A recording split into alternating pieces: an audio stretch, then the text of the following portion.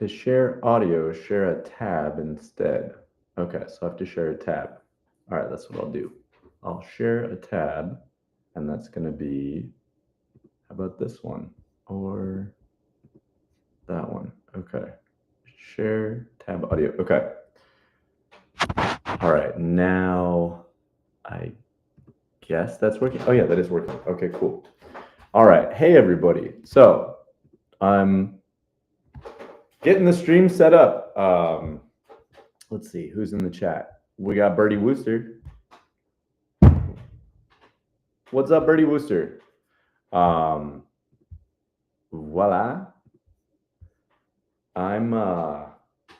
Let's see if this works. So, Birdie, can you tell me if you hear the audio to this? Olá, pessoal, meus amigos, meus compadres, minhas comadres, meus irmãozinhos. Estamos... Not that one, though. Not that one. This one. Sorry. This one right here. Do you hear that? Que nós acha tão bom. Tom Oliveira, ele falou que quando quando tocou aquela música do Pé de Coco, de Messias Holanda, né? Isso. Você também tem umas coisas com Messias Holanda, né? Eu em 81, eu comecei... Okay. So, I need to stop the picture-in-picture. I need to figure out how to do that. And hear audio. Okay, cool. Good. So shortly before the stream started, I realized that I'm missing the usual piece of audio gear that I have, which is my audio interface, which allows me to, they call it loop back, where you take the audio that's coming out of one channel and you direct it to another channel. It's pretty important these days for doing stuff like this.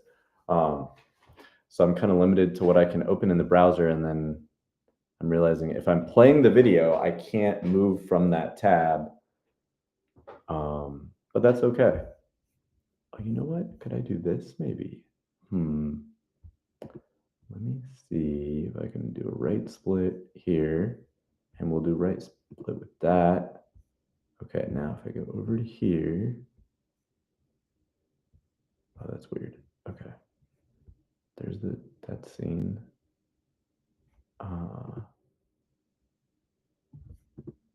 Eu fui sanfoneiro do Messias Holanda. I'll do it. Eu passei um ano tocando com ele. Porque é aquela história. Eu tinha uma... Okay. I think we got it. I think so. I have to go to here. All right, learning this. And then I'll just minimize that. That's good. Okay. All right. So then we'll go to that. Yeah, it's too weird. Not going to work. That's okay though. Hey everybody, welcome to the accordion stream for today. My name is Dallas Vietty. I'm an accordion player. I'm currently in Bethlehem, Pennsylvania at the moment. I'll be heading west tomorrow, which is also my birthday. So I've been celebrating my birthday a little bit, which has been really fun. And I'm a little tired. I just got back from Django in June also, which if you watched the stream last week, I was just arriving at Django in June, and that was really cool.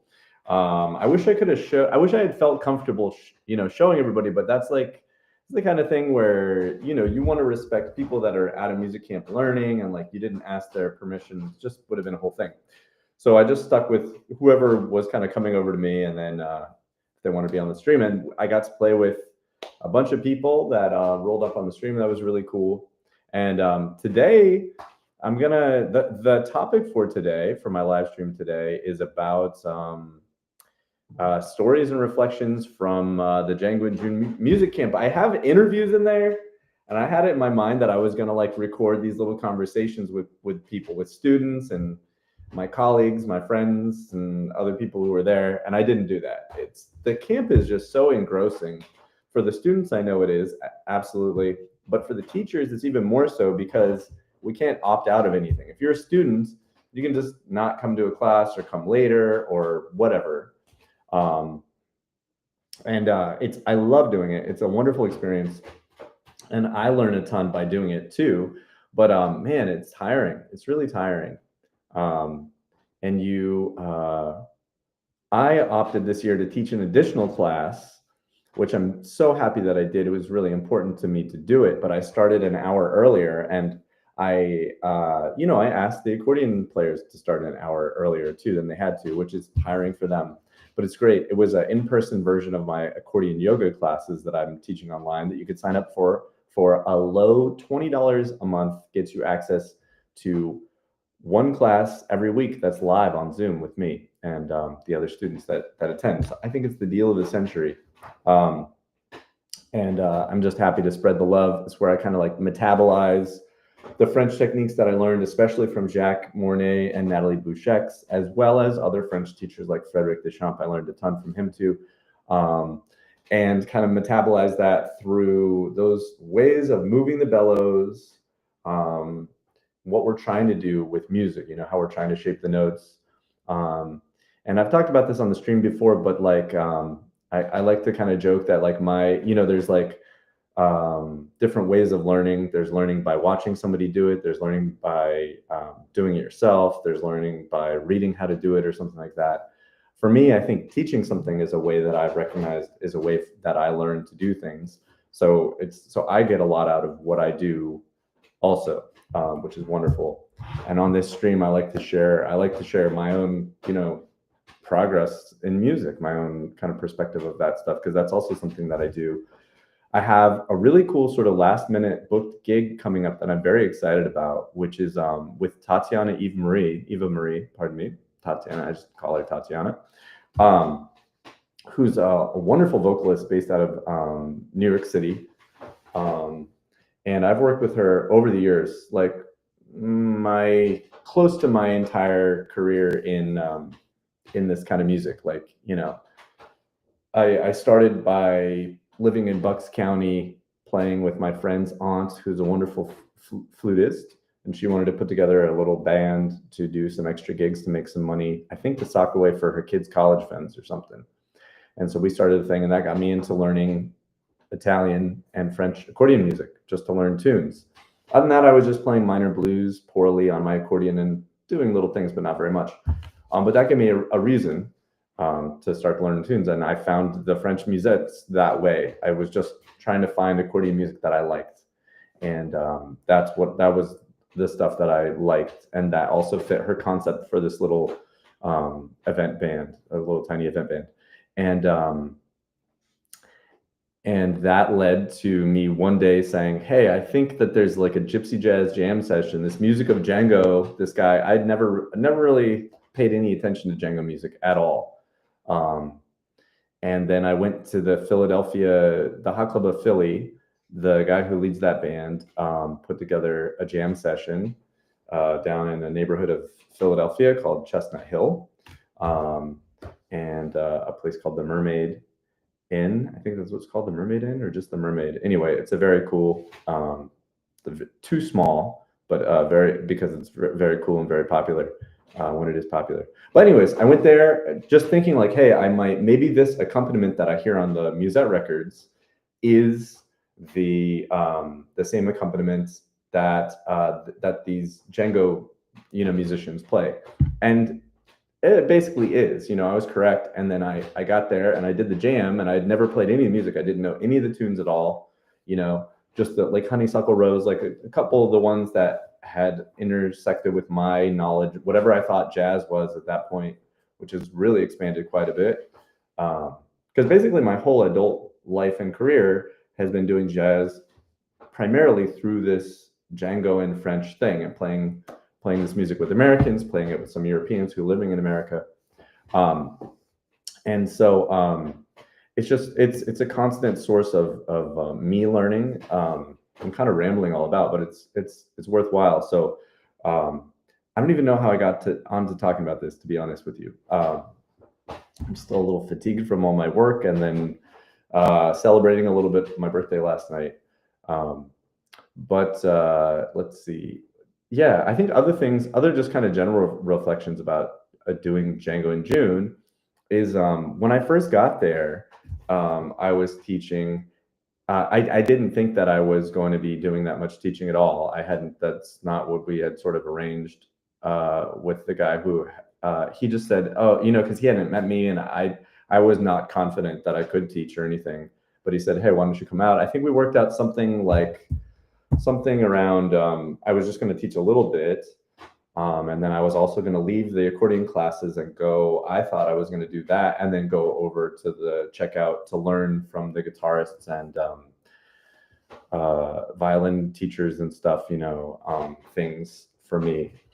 But that's not what happened. I just ended up teaching the entire time as much as the teacher that was there, and that was fine.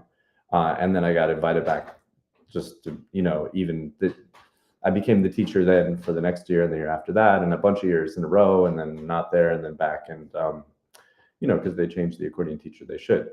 But I have had to kind of put together I've had to figure out what to do, primarily based on my jazz piano experience.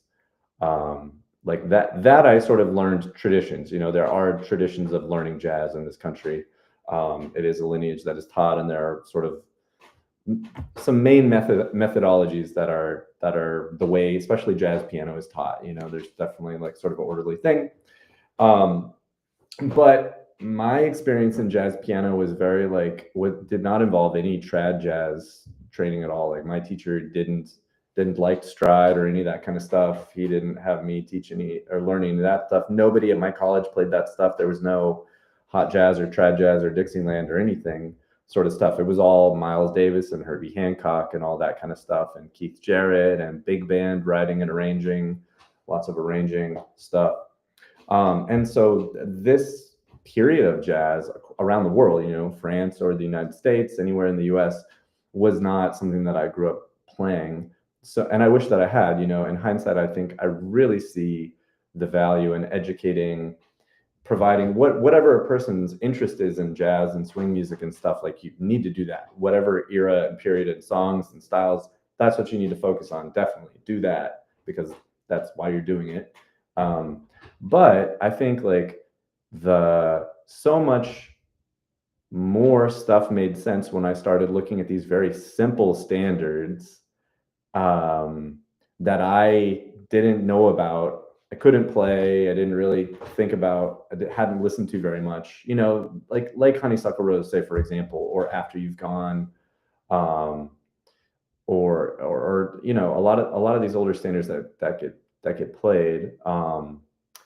And they made I already knew all this stuff about harmony, 2/5s, and all this kind of stuff, but seeing the original version before it was all this stuff that happened sort of after bebop, that I was being taught, and all the jazz camps. I went to California as a kid, and all of the jazz school that I had in my teens and 20s, it all just sort of focused on this one period, and I just wasn't involved in any of the communities that played this earlier kind of music.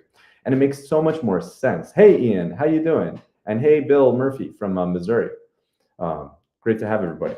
Anyways, I'm kind of rambling, but I guess I'm just trying to tell my story a little bit of where I'm going, is just trying to figure out what the heck we're supposed to do, and really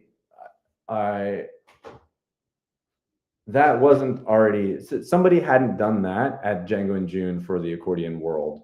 There were definitely, I learned a lot from the other students there. I had not heard of this famous record bought by Joe Privant called Manouche Party. There was a lot of stuff I didn't know, and I learned, you just learn picking up. Learning is not hierarchical. It's more of a spirit, It's well, okay, something I don't. Now we're in the spirit of where I'm going to sort of be in this more receiving role of information. I'm going to, and you're going to be kind of a more broadcasting role of information. What's up, Ed? Good to see you, man. Ed saying hi. So it's, and it was immediately clear to me that I saw all that the guitars had going on. They had multiple levels. Everybody had all these handouts and stuff, and they had this whole structure. They take a rhythm class, and they take, I don't know if they do that anymore, but they used to. They have okay, where classes on rhythm and then classes on lead playing and stuff. They had the pedagogy broken up across the camp and stuff. And I was like, well, we need that. We need to play as good as they do. We, the accordion players, we need to figure all the knowledge and stuff that they know to do. we need to figure out what voicings are they playing, and like what are the harmonies that they're using, and when, and all that sort of stuff. And it took me time, and I didn't, I guess what I would have done, I feel like also flights have dropped a lot in price. I think it could just be like going from like being a broke person in my 20s, like super broke just as like basically a musician and a music teacher, and super broke and not having money to fly anywhere. But now I've like you know, I can like afford to like take a plane trip or something like that, whereas I couldn't before. But I do feel like there are a lot of budget options for flying that did not exist, say, 20 years ago. That being said, if I had been able at that time to go to Europe and find accordion players who do this to learn from, I would have done that. But that was there was nobody that I can find. I did approach Julian Lebreau a few times at his gigs, and he just doesn't really teach that sort of stuff. That's not, that's my experience, at least. I don't want to say what he does and doesn't do, but that at that time period, you know, he was like, you know, just come to my gigs, but I'm not teaching. So it's like, okay, cool. But I got to, you know, you got to go see him play with the Hot Club of Detroit. That was kind of the thing that was going on, at least where I live in the Northeast. So I just endeavored to like study and transcribe and listen to a lot of stuff. And then I got into the scene. I met more and more people, especially in New York, who most of my learning just comes from playing with guitar players and asking questions, you know, just, hey, cool. Like, because a lot of things are from something else. When you hear melodies that are played very clearly and awesomely by a guitar player, chances are they learned that from one of their hero musicians off of a record or in amongst the chain of information. And that's a beautiful thing to know about, that chain of information. So when I hear things like that, like especially in Indian, like, whoa, that's really cool. Like, is that from a record? Like, is there a certain version of this that everybody knows? You know, it's like often like a Borelli thing. Like, oh yeah, Borelli played it at the end of this record with da da da da da. Or from Django, of course. Tons of the stuff that we do is from Django, but that's a little bit more obvious to find. But there are so many other things just to learn amongst. But just trying to like put together things. And I've come, you know, really to appreciate a harmony and be super into a harmony that I've never played before, which is the 6 chord, the major 6 and the minor 6. And that even took me a while. That's like when I was all the jazz piano stuff that I got out of the Jamie Aebersold books when I was in high school, and I would learn to be taught by Rick Helzer at the Idlewild Summer School for the Arts, like, you know, kids summer camp for 2 weeks. 2-week summer camp. How cool. Shell voicings and stuff. It was all major 7s and minor 7s. There was not really any 6 chords or anything like that. And not too many, no diminished. So there are like harmonies that I came across in this music that are more, I realize now are more related to just that era, like an earlier swing and hot jazz, early jazz sound, more than they are related to its being gypsy jazz per se, you know, because that's the other fun thing to do is to play more modern on gypsy jazz too. And you absolutely can. And I could list off a bunch of players who do that. I mean, everybody does that. I would say Marcel Loeffler probably does it maybe the most, but I mean, like, it's immeasurable. Ludovic also can play very like super modern stuff. It's great. And Borelli and all these great players, Adrian Monniard and these guitar players do really amazing stuff. Le Doigt de l'Homme, the Hand of Man, is like kind of I've heard it called a prog rock. That's not the right description of them, prog rock gypsy jazz or something like that, but they're so cool. Check that record out called 1910 by Le Doigt. Why don't we listen to them? Let's bust this up. So I don't know, what am I even doing? I'm just kind of like opining on stuff, you know. There's stuff that I want to watch. There's a lot of good stuff online to listen to. Yeah, talk about, I mean, the highlights for me was Cha Limburger and Paulus I want to say Paul Schaefer. It's not Paul Schaefer. Paulus, what's Paulus's last name? Why won't it come to me? Anyways, they're both Romani Sinti musicians, and so they have all of that culture. And I'll talk about that in a minute, but let's listen to music. So let's check out some more modern stuff So doigt l'homme. How am I going to do this now? Sharing stuff is a little bit of a pain.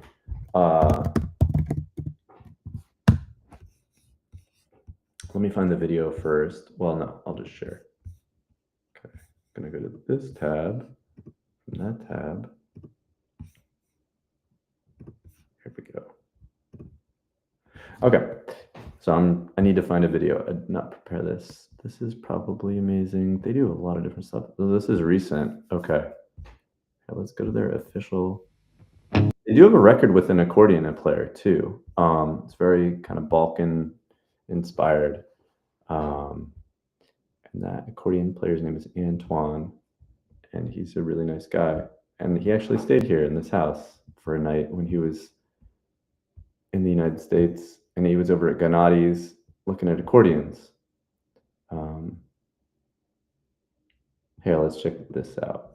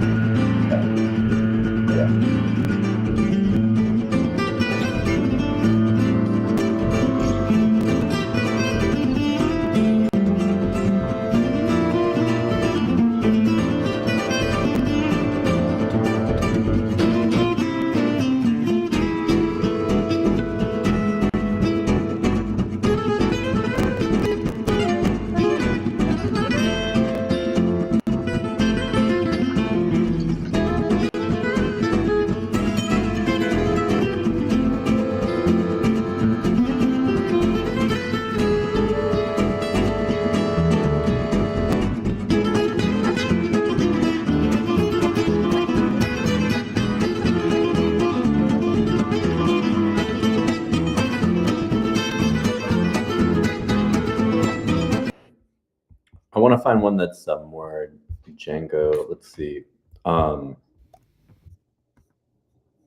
What's on that record, 1910? Because I just need to find a live version of it.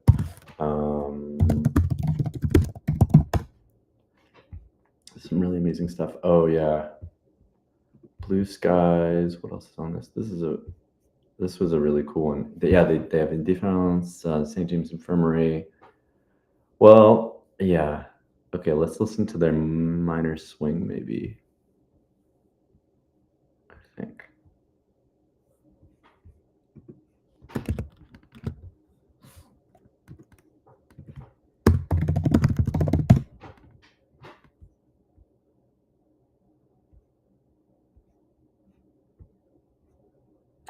Do they have a live version?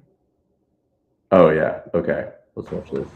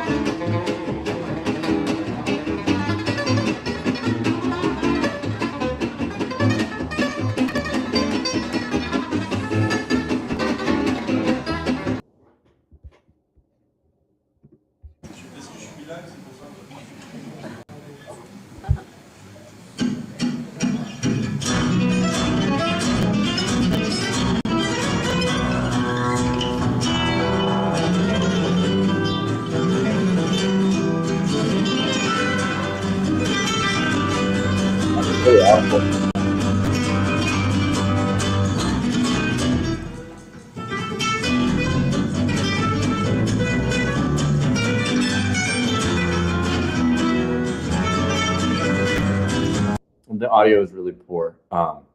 Anyway, les doigts de l'homme.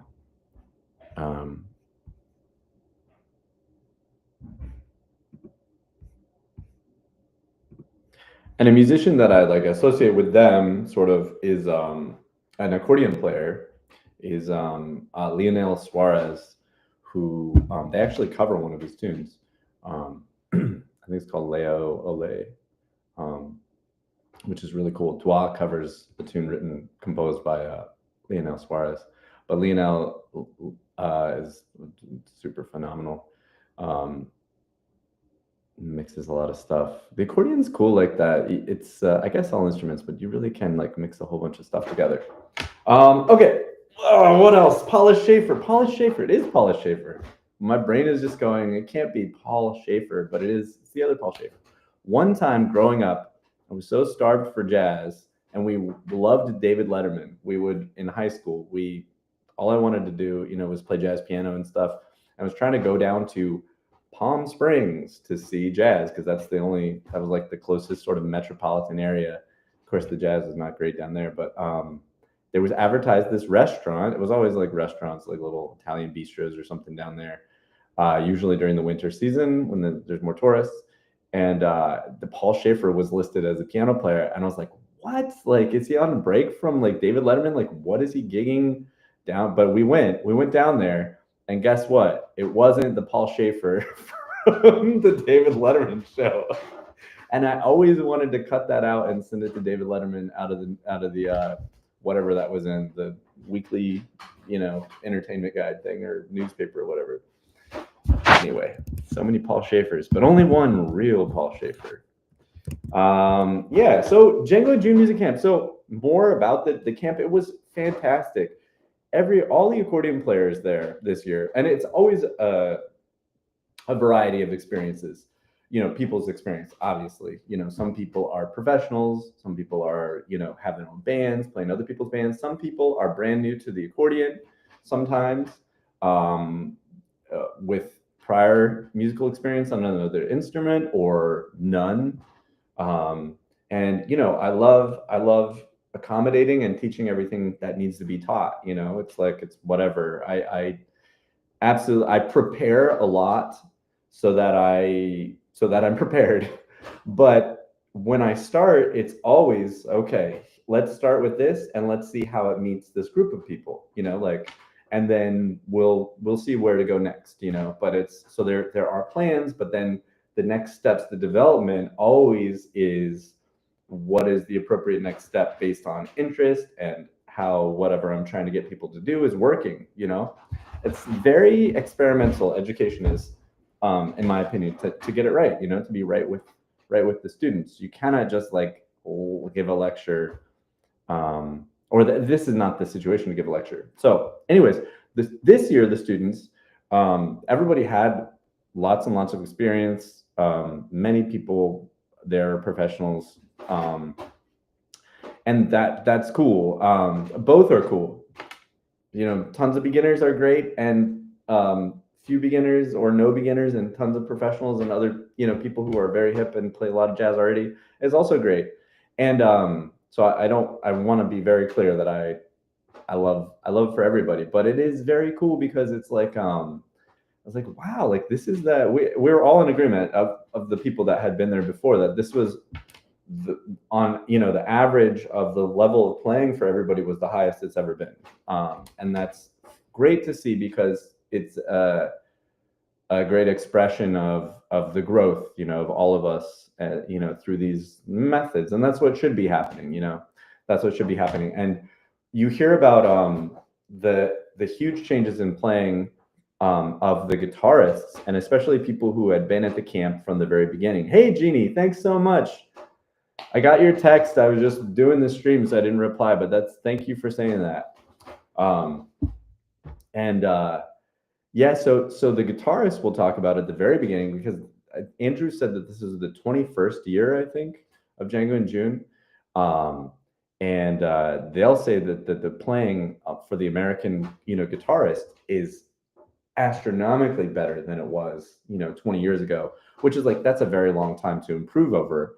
But even just, it's just like building sort of a knowledge and an information base, and it's building a culture around learning, however small it is. I mean, it's small for the guitarist and it's really small for us, but we are. And I think it's, I see it as so many things. You know, I see it as connection to like our accordion thing.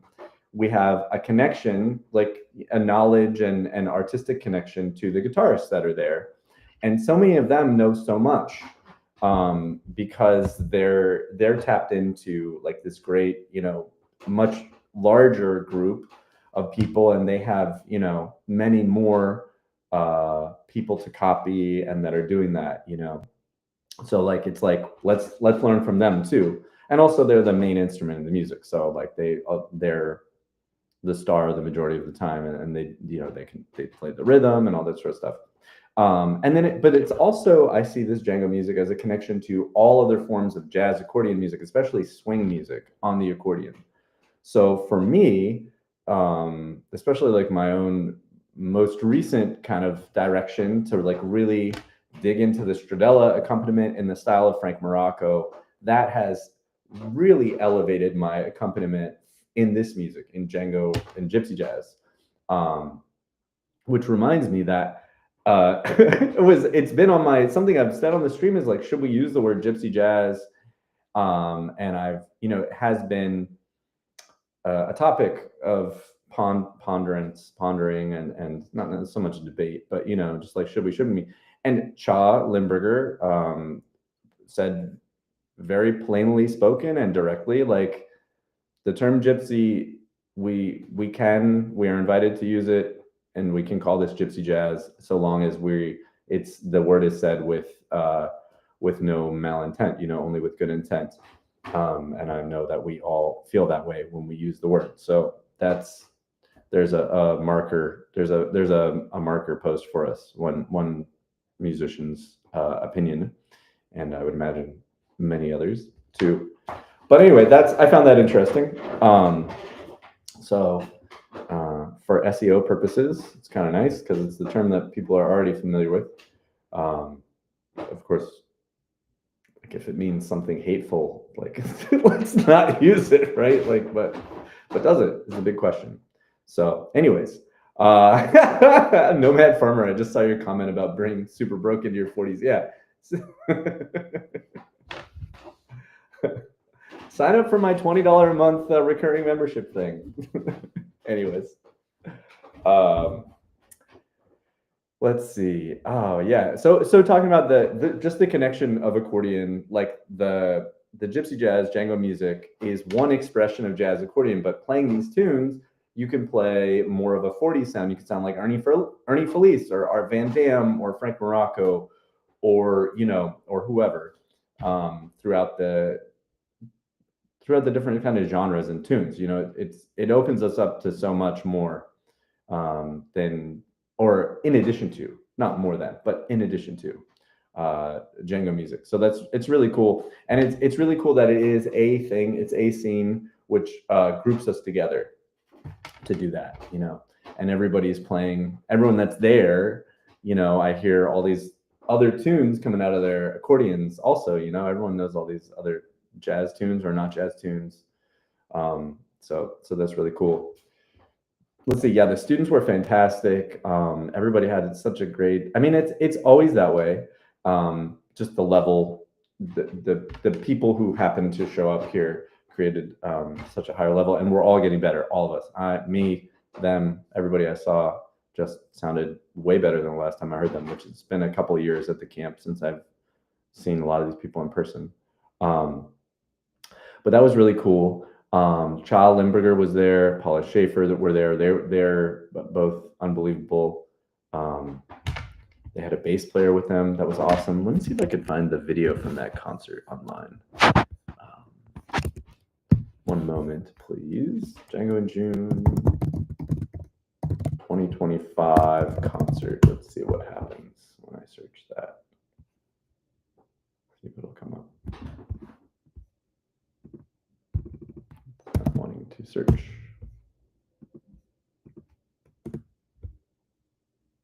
Refreshing my page. There we go. Okay. Oh man, yeah, there were so many great players there.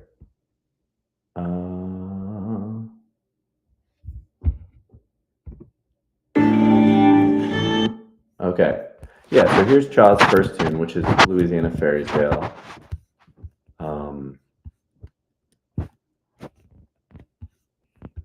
There are 2 nights of concerts. There are concerts on Friday night of the major artists that are there, and some of the minor artists, you know, whatever.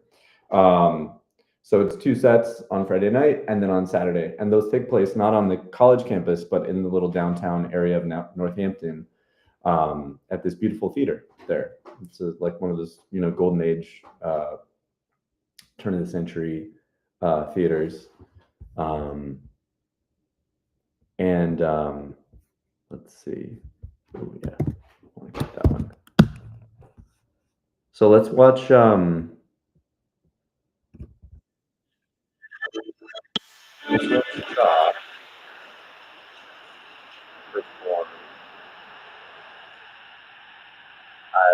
Louisiana Fairy Tale.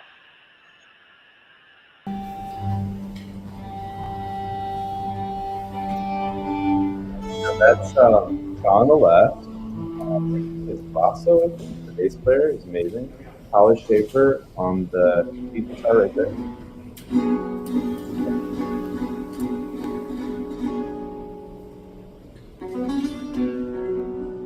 And Dave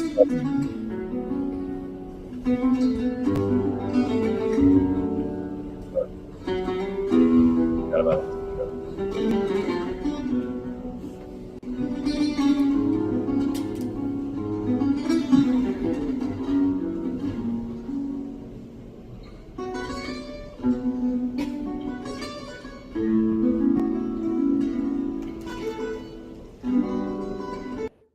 I love like how strong and clear and defined that counter line in the bass is. It's a simple descending scale essentially, but it's spoken, you know, it comes out of his fingers with such like force and direction, musical just hugeness.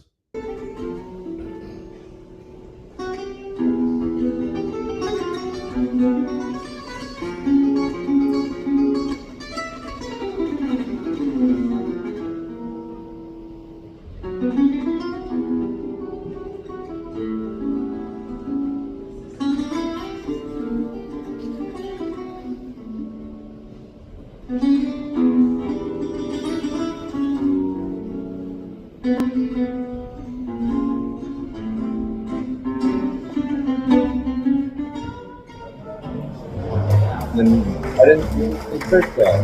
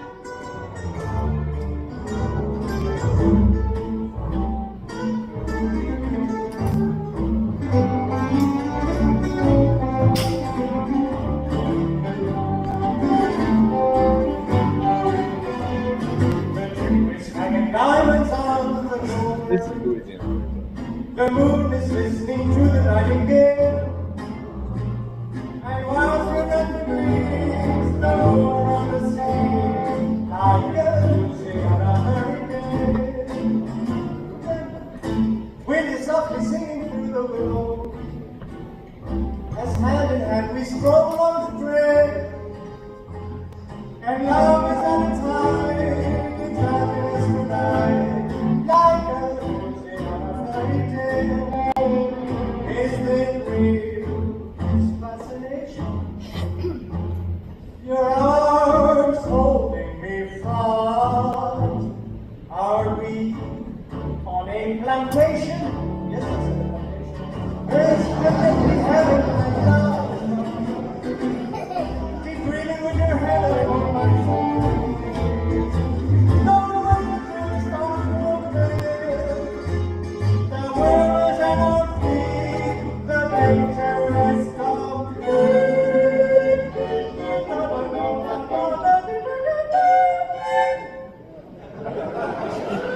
Like a Lucy and a fairy tale.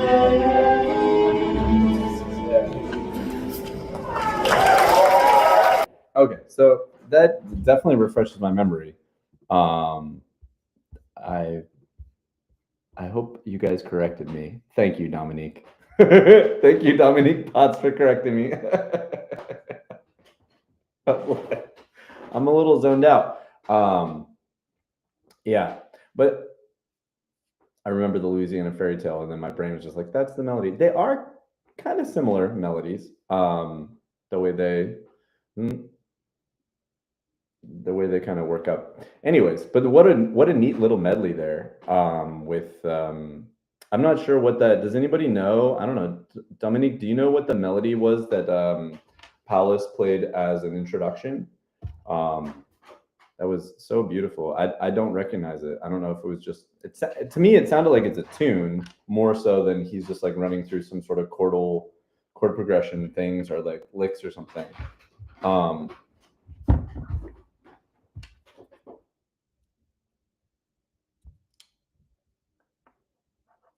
If I Had You, yeah, the song in the middle. But what's the tune that or do you know the title of the piece that Paulus? Oh, okay, cool. So Dominique says that he thinks that. So Dominique Potts has been a teacher at Django in June online. He was booked to come there with Paulus the year that COVID stopped the world, and he's.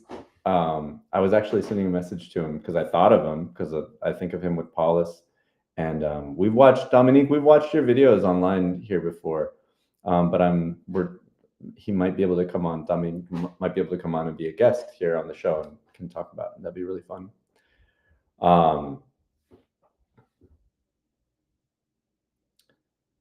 Yeah. Okay. Cool. So yeah. So that was one performance. Another one that really stuck with me is this tune Mit mir Geige, that I ended up playing a bunch because I included it as one of the pieces of repertoire.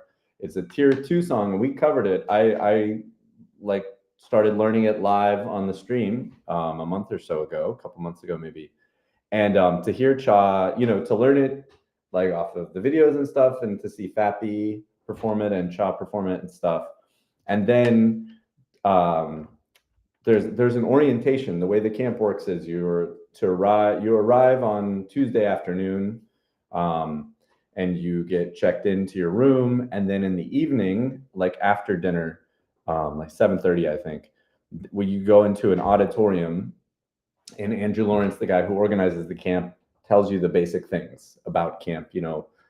To throw away your trash and recycling, don't leave cans around and stuff, and other things like that.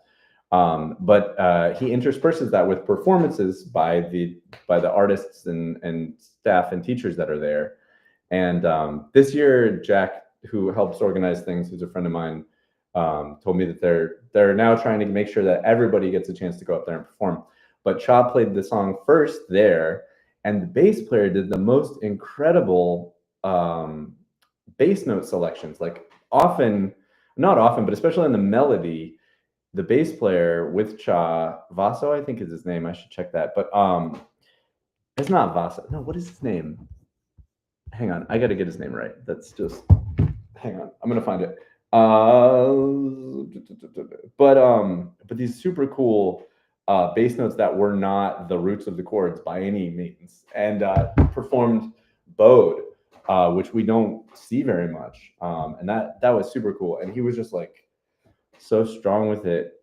After orientation, I felt like jamming. After I finished the live stream, actually, I think I went and kept jamming, and eventually we were playing like Indifference, and this was like right after, this was before I knew who, Vilmus. Thank you, Vilmus. I appreciate that, Charlie. But he hopped into a jam, and I didn't know him from another, I did not recognize him. I didn't realize he was a teacher. And so all of a sudden we're playing Indifference, and then this very strong driving bass is playing like what I would call like a wapango kind of a bass. I don't know a better name for the groove, but turning the 3/4 into a 6/8. So instead of boom cha cha boom cha cha boom cha cha, it becomes cha cha cha cha cha cha, or on the accordion boom cha boom cha. And Vilmus was just doing this boom boom boom boom boom boom boom boom boom boom boom. This is a really a very strong 3/4 notes, which is that's a very common pattern that the bass would play to get that groove. And I was like, whoa, yeah, this guy just jumps in. And then an hour later, I see him playing with Cha, and I'm like, oh, that makes sense. That makes sense. That's why that wonderful bass playing I got to hang out with. But we stopped right after that, unfortunately. I don't remember why we stopped. I think the tune fell apart for some reason. Anyways, Vilmus, wow, what a treat. And after that concert on Saturday night, Cha and Vilmus and Paulus and some other people were jamming and just playing so much more music for everybody. It was really, really, really cool. Going to the chat. So there's a question from John, and he's asking, do I think that this is about the Django and June, the playing, steadily increasing. And the question is right here. Oh, I can do this. Do you think the increasing skill of Django and June playing is due to Django and June becoming more known and/or lots more people playing this kind of music? Yeah, basically yes. I think so. I think it's the result of people, starting this music, say 8 years ago, 10 years ago, 5 years ago, 3 years ago, whatever, and just getting better and better at it, and then more people. So I think it's just, I think that is the result of it. It's just more people playing the music, getting involved. Even Frank Petrilli is sort of newer to it. He didn't play the Django music before he met me. I'm not suggesting that I got him into the Django music. I'm just saying, like, it's within my knowing him that he started getting into it. Now he's super into it, and he's been to Ireland playing with Sam Farthing and stuff, and he plays all over LA with all the Django guys there. So yeah, and we get great players and teachers like Dominique, who we ended up having the Django and June online, and Dominique taught his classes there, and those were all really cool. But just exposure to more people who, in addition to being able to show us how to play, can also have sort of teaching materials as well, which I think is really, necessary for this. It's very few people that just learn entirely by themselves off of a recording. It tends not to be the tradition. We do need to do that. You got to listen tons to the music, and you have to use your ears and transcribe as much as you can.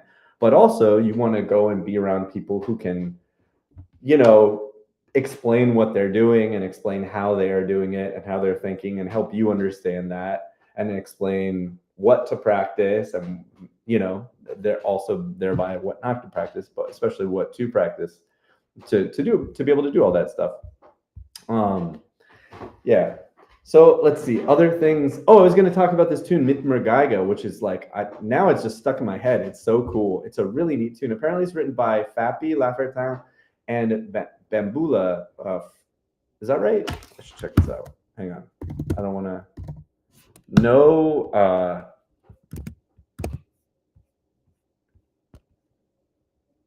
Elios Ferre. Yeah.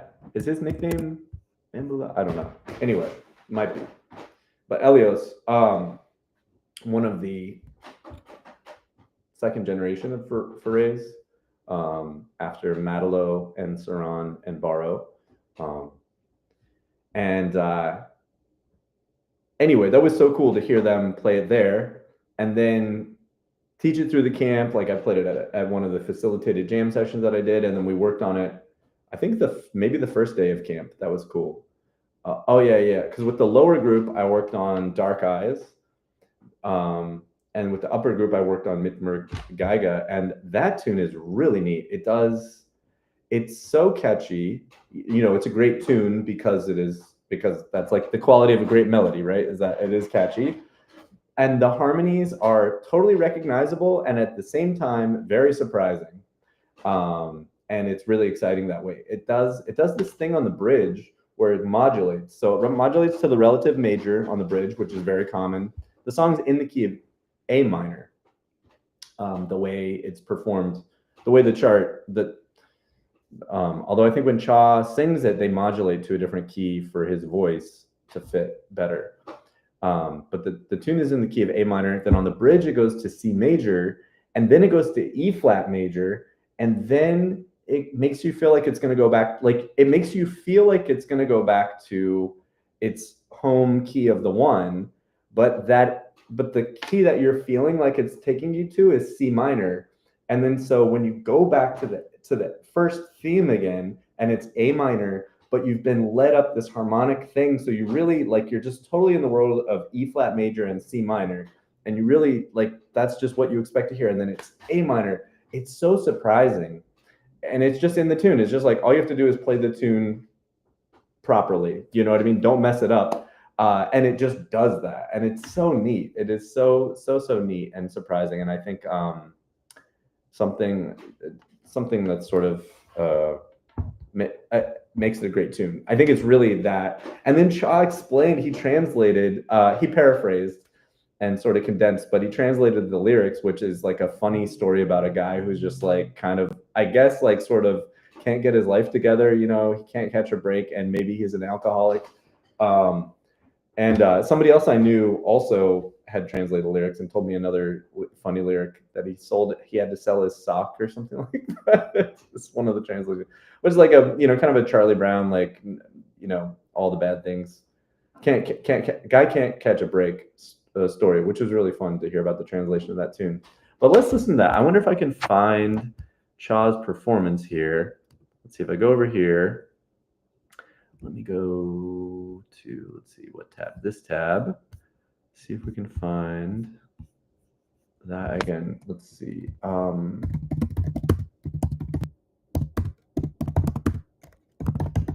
I don't know, because there's a good amount of people. There's like over 200 students there, and you know, people are videoing and uploading stuff. So let's see. Do I see this? Django, maybe Cha. And then if I search upload date, let's see. Oh, wow, St. Louis Blues. We got to check this out. That looks amazing. Oh, wow, cool. This was his band, Violins of Brussels, who he's brought this band over before, and they're amazing. I'm not finding it. That's okay. Well, let's just listen to the tune, which we have on this stream before. We'll listen to it again. Happy?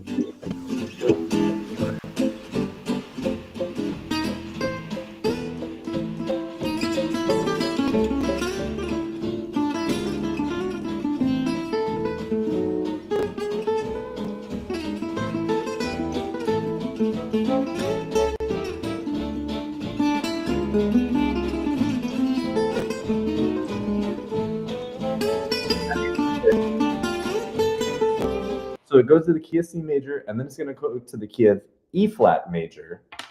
And then that thing's going to happen where we feel like we're going to go back to the key that we started in, the minor key, but because we're kind of pointed we're in E flat major, where we think what we're really hearing is C minor and not A minor, unless you have absolute pitch. And then I don't know how you experience this, but it's different than how I experience it.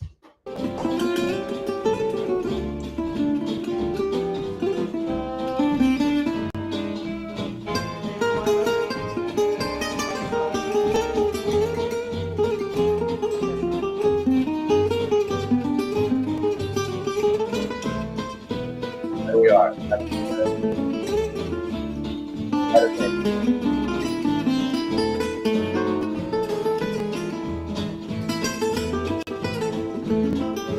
initial movement is really neat too, because it goes bum bum bum. The roots are 1 5 1, but the 5 chord is a minor 5, which is super uncommon, super uncommon. And it's also fun because like to go to a dominant 5 inside of a span of a 1, I would do normally all the time, all day, every day in my sleep. So I have to like remind my nervous system that's like, oh, it's not a dominant, it's not an E dominant 7, it's some kind of a minor. And then it's a fun puzzle, because it's just like a harmonic situation that I rarely deal with. Some of these are, because like the ones that you deal with a lot, like a 1 6 2 5, you have a whole bunch of different ways to do that, this voicing that. So you can kind of search. And like what happens when you have a lot of things to do on a tune is that, like in a jam session situation or any situation where you're playing the tune, you end up going through that part of the song a lot, and you want to, any person that could play a lot of different things you want to create variety and progression. It's just what you want to do. And so this is interesting, because I found myself going like, man, what should I do? How should I play that E minor chord? Should it be an E minor 7? Should it be an E minor 6? And like, should it have extensions on it? Should it not? And then how do I get that same motion? Because the E7 just resolves so perfectly, and like I'm used to that sound. Anyway, just a little fun little thing, but let's keep listening to you. All right.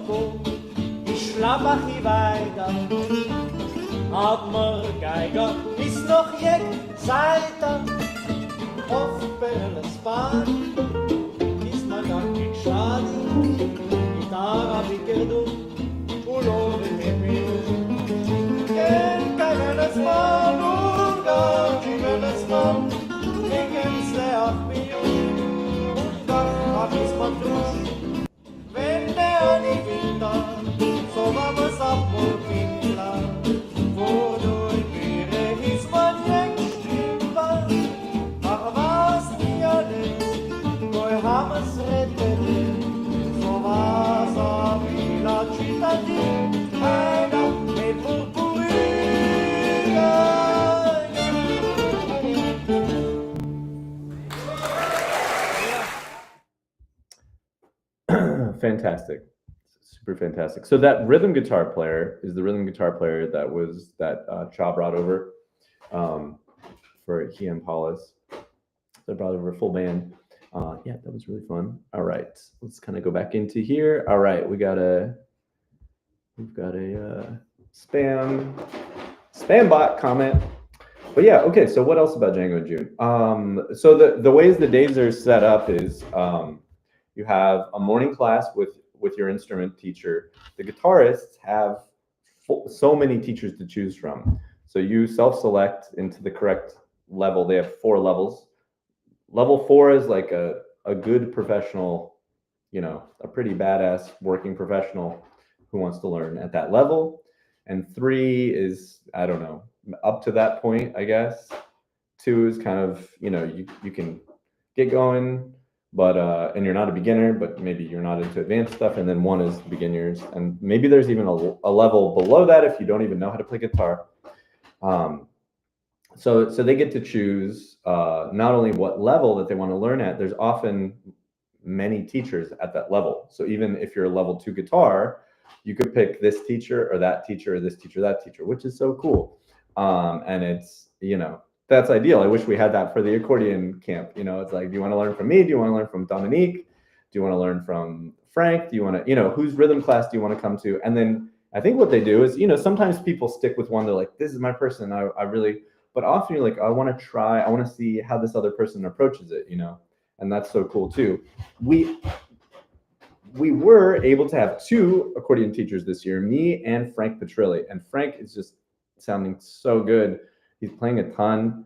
So he's like just, he's just kicking ass. He sounds so great. And I get along super well. We are friends. So that's very easy. He's super easy to work with, and everybody loves him. Very, very likable guy, and everybody loves the way he plays. So it was fantastic. And I just I gave a little lecture with everybody, and I tried to make it, get across a couple ideas in the classes. And then we would break up into sort of the tier 1, which is the people who have maybe newer to the thing, or, a little bit less complex. And then the upper people, more complex.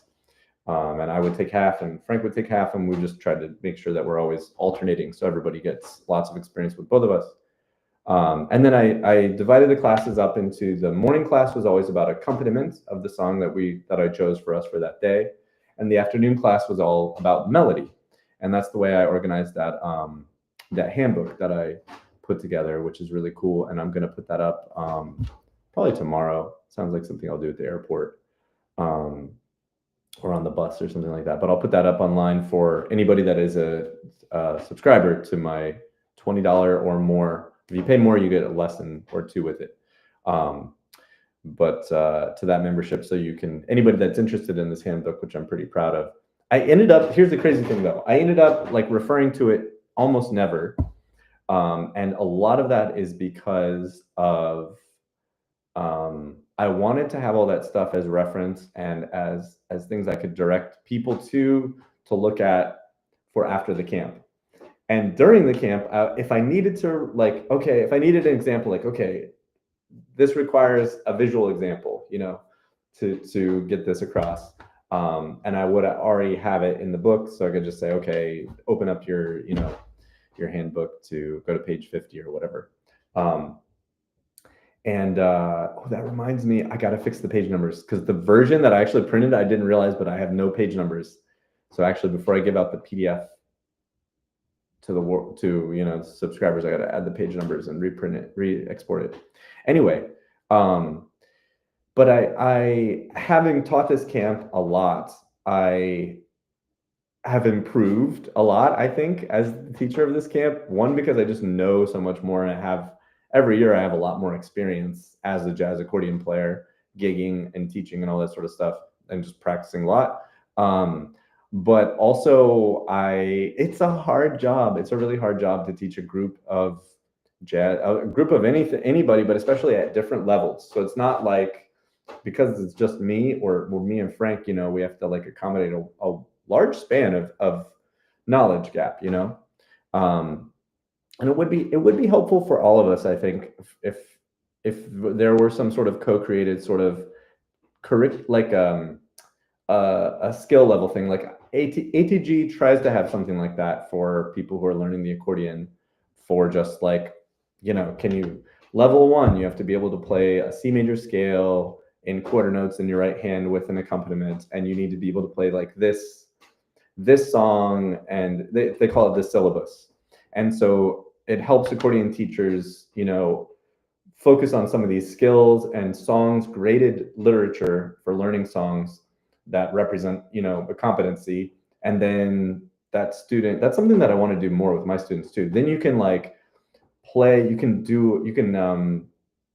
play for them. You can sign up for like a little examination, which is where you just perform for one or more judges, and they just make sure, okay, did you actually play the C major scale properly? Was it in time? Was your articulation okay? Did you hit the notes of the C major scale? Whatever it is, that's like level 1 or something, and it goes up to, I think, 7 levels. Getting more and more complex, okay, eighth notes, and now in 2 hands together, the scales and the songs are harder, and maybe it has to be in a key with like 3 sharps or 3 flats or something like that. But something like that would be really helpful for the camp in general, and I feel like, I'm trying to create stuff like that because it's useful for me, and it's also useful for everybody out there that wants to learn. So I try to think about terminology that can help us, and ways to group ideas and names to use for things. And where I'm at these days, which is how I taught, is that the accompaniment part has 2 things that the accordion player can do. One of the things the accordion player can do is what I call playing time. And I can demonstrate this. So in the music of Gypsy jazz or Django Reinhardt, jazz manouche,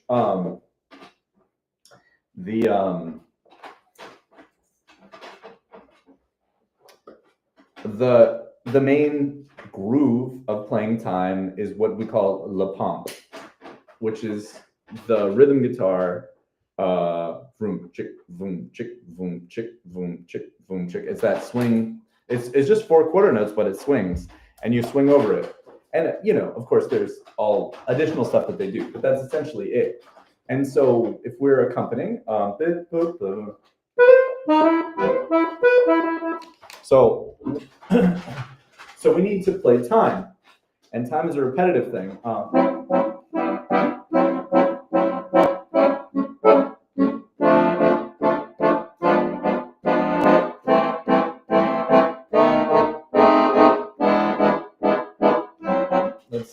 The chord changes to mit mir Geige with my left hand playing time, and I started comping, and then I stopped myself because that's what I want to do. That's what we actually do. But playing time is where you play, like for this swing feel, you would play just an example of it for this swing feel would be just the quarter notes, which I could do 1 of 2 ways in the left hand. And this is what I talked about and help people and coach. And this is what you get at the camp is you get a bunch of people trying to do the same thing as you, and you get me coaching you, and you hearing them, and you get to go try it out with guitarists as soon as you leave. And so it's like, so I'm not going to share everything that I taught in camp, but it's like I don't have any problems just giving away this general information, because that's not, you should know this. This should not be a secret you have to pay for, but you should pay for a camp experience or a learning experience that's catered to you, where you get coaching and feedback, or more in depth, like a book or a course or something like that. So this 4 quarter note pattern from that Frank Morocco popularized really works great for this.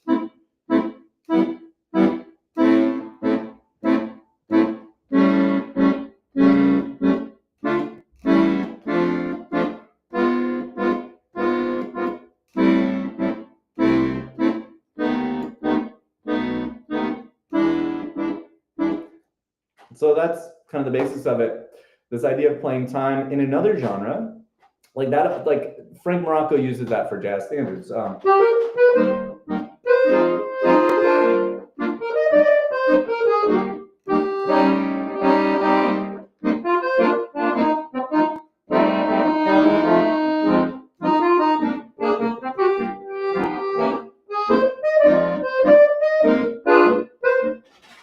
I should check too. Is my accordion playing coming through like Birdie?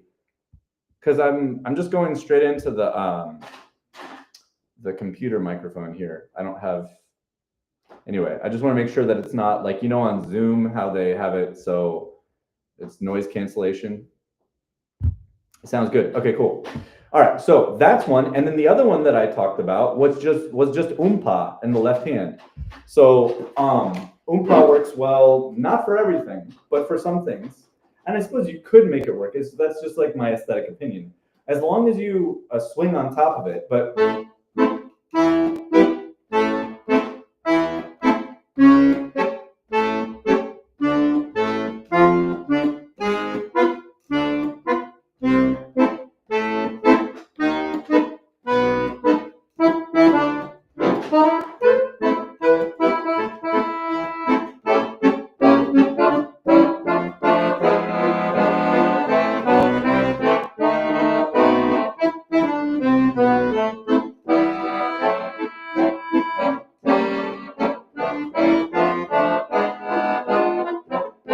so, and that itself, I could also put with a 4/4 note thing in my right hand for a count.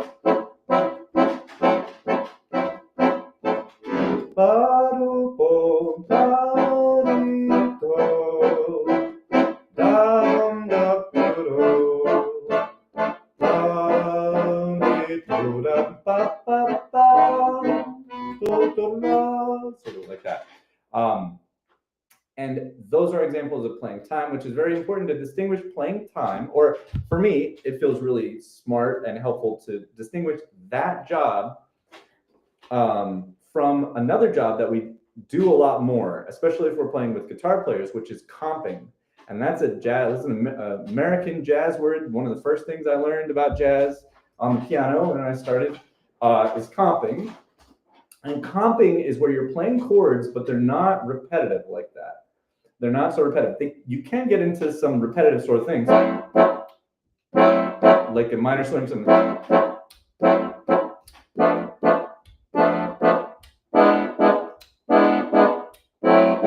That does happen in comping sometimes, but you wouldn't do the entire chorus that way because one, it's not the style, and two, you're really creating quite a strong container for the soloists. So that would not make them happy. That really limits their options, and it doesn't develop either, which is like a big thing that we want when we're improvising. We'll want to be able to develop in any. We want the soloist, whoever the soloist is. If I'm the soloist improvising, I want to develop in any direction that I want. And if I'm accompanying, I want the soloist to be able to develop their solo in any direction that they want. And they are unable to do that if I just kind of lock into a repetitive chordal thing, a repetitive rhythm at the same time that they're trying to be free. It's creating kind of like a vibe that they didn't choose, and they didn't say keep doing that. You know, we want to create a vibe that follows their direction, and it probably would not do it for the entire solo, because it also makes it boring just to be so repetitive. Unlike the accompaniment, that's necessary. That's not boring, but that's not the only thing that's happening. But that's our playing time. So comping is very sort of asymmetrical. So an example of let's see if I can try to sing the melody to Mitmar Gaga and accompany in two hands, comp in my right hand. Mi, ba, ba, do. See? Now I went to E7. I told you guys. My hand went to the E7, not the E minor. Ba, do, do, do. Ba, di, do, do. Ba, do, do, le, bi, ba, ba. Ba, do, da, da, do, do, da, di, di, do. So I'm trying to demonstrate what I'm doing with my right hand, which is comping. If you're out there and you don't know what's going on, but you guys should. So that's the thing we're trying to do in the accompaniment classes, is get better at both of those things. And for this camp, it's because the thing that works so much better is to focus on when are we playing, for how long, are we playing long comping, are we playing short comping, are we able to comp sort of around the melody that's happening? Ba, boom, ba, ba, do, do, ba, da-dee-dum. So there, I'm deliberately not like being active when the melody is being active. So da da da da do da da da. It's I'm trying to be really active, which is kind of often our beginner's intuition is to move when the melody is moving, because that's what we're thinking about.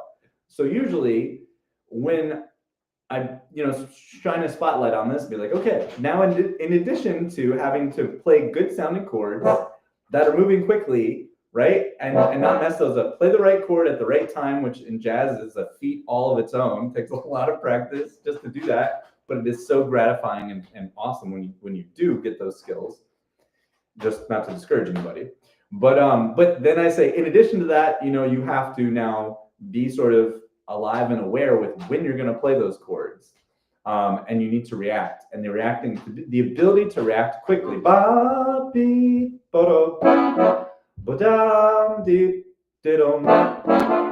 trying to change the value of the melody a little bit so that I can show like I'm trying to make my hand react. Da dee do, right? Like go. Oh, I have to. The melody player is probably going to be a little tricky with it. That's how it's interesting. That's how it's them and new, fresh for this moment. So like you really want to react to them. So we that's one of the major things to work on. And what I didn't really talk about is this is a good chord voicing and this is a good chord voicing. I put all that stuff into the handbook, but we didn't spend any time on that because it's just not a good use of 90 minutes of time. When we only have like 8 of these meetings, everyone's just going to be like feeling frustrated and like that sort of thing. The best thing for me to do to accomplish that is just to play a lot for everybody, to demonstrate, just to model that stuff, and then to give that information and my suggestions on what chordal exercises I suggest are very worthwhile and sort of a path of learning. And then it's just up to each of the people, anybody who wants to learn, it's required that you practice to learn your chord shapes and stuff. And I can certainly help with that, but it's like, that's not the thing to do in the situation with 15 accordion players and me and Frank Petrilli. It's not fun. It's stressful. Hey, Zev. For me, I can't figure out a good way to make that the right thing to do. And I've learned by like lecturing and stuff and like, all right, everybody check out this Richard Galliano solo that I transcribed over tears with Stokolo backstage. Look at these ornaments and all this kind of stuff. And like, read that thing. And it's like, that's not good. That's not good. We do want to talk about ornaments. We want to talk about Richard Galliano. We want to talk about lines. But what I did instead is I made my framing for all that stuff rhythmic ideas. So when we're talking about improvisation, we talked a lot about pacing our ideas, and that's something that basically everybody can do with whatever they had already. So it could be like play a little bit, play half notes, and then play quarter notes, and then after a while switch to eighth notes, and then switch to whatever you have that's faster than eighth notes, and drive that all the way to the end, to the finish line, for the solo. And that's a wonderful thing to be helped with, because once it's something that we're usually not thinking about. It takes, if I can shine a spotlight again on that, and you go, oh yeah, of course that makes sense. But often it's just like, well, I just need better lines, or I need, I don't know what scales, or I just can't do it in my hand, like, well, whatever you can do. If you can take the root of the song, 2, 3, 4, 1, 2, 3, 4, 2, 3, 4, 1, 2. So I'm doing half notes. 1, 2, 3, 4, 1, 2, 3, 4, 1, 2, 3, 4, 1. Now go to quarter notes. 3, 4. 1, 2, 3, 4, 1, 2, 3, 4, 1, 2, 3, 4, 1, 2, 3, 4, 1, 2, 1, 2. Now eighth notes. And the secret with the eighth notes is you don't want to go all eighth notes. So once we get to eighth notes, now we're playing sort of the unit of swing, but we want to have little syncopated phrases that build anticipation. So I'm giving you a formula of how to create a solo just rhythmically, how to improve your soloing, how to make your solo have a thing that the soloist themselves understands that they're trying to achieve. Other than just like, I'm trying to play a good solo. Like, well, okay.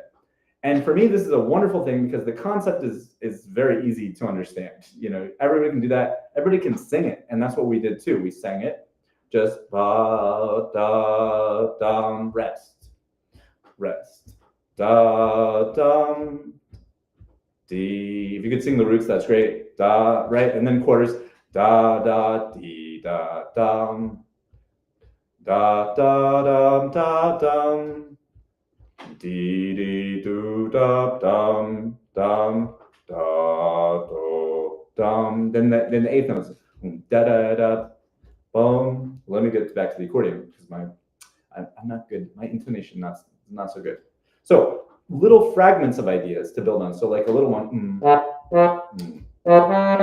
dum, you know, and make them have questions and answers. It will come naturally if you just play. If we can get ourselves to play these little phrases and leave space, then that 2/5 happens again. Then there's a tune part in the song where it walks up and you want to walk up there. So C, do, so.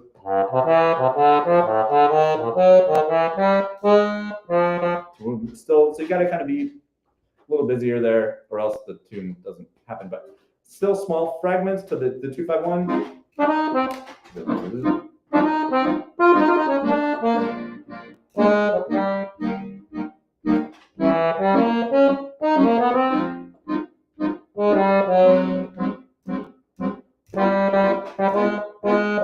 And then we go back to A minor. So now we're at the point where we want to get very active. And one of the major things is work so that you're not stopping. Because when we stop a phrase, like even if I played a long phrase,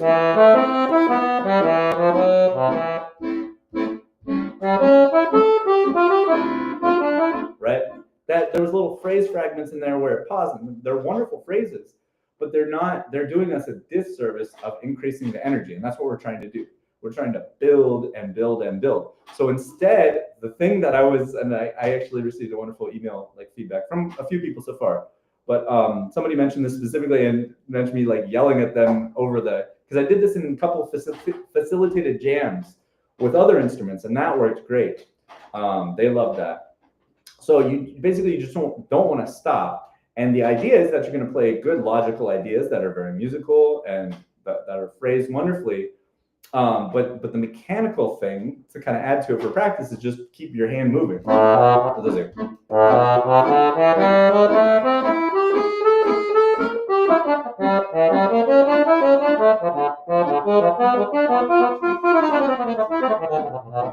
And I actually forgot that there's two. I just remember the tune ins with two A's. So I reached my sort of 16th notes too fast. I probably should have started with just longer lines on this first A. So that's a longer eighth note line than I had said so far, if we're thinking back to when I was on the B section. And then we have an A7. So longer ideas.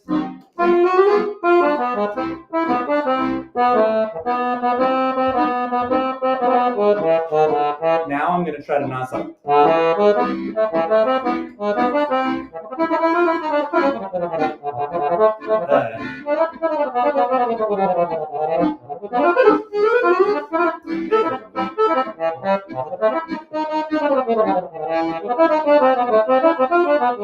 And finish it in a way, you can see my face going, finish it in a way that's that has some sort of snappy little ending. This is a wonderful, really simple one that works on minor tunes. I'm sure Django played it, probably trad, jazz. American musicians played it too because it just seems so obvious. So you take the tonic, the A minor, and then the diminished that goes with it. Just a simple little ending. There's other ways you can shape that concept too. There's another one. I think I hear Marcel Loeffler bust these out at the end of the sections, and he plays them so great. He's so amazing. And Okay, so we did that phrasing and stuff, and that same idea for comping, too, of developing rhythms. And I guess the idea for comping was more playing underneath, so that's at the same time, and that you can do that. You just need to make sure that you're not burying the melody. So that can be done a lot of times in long notes.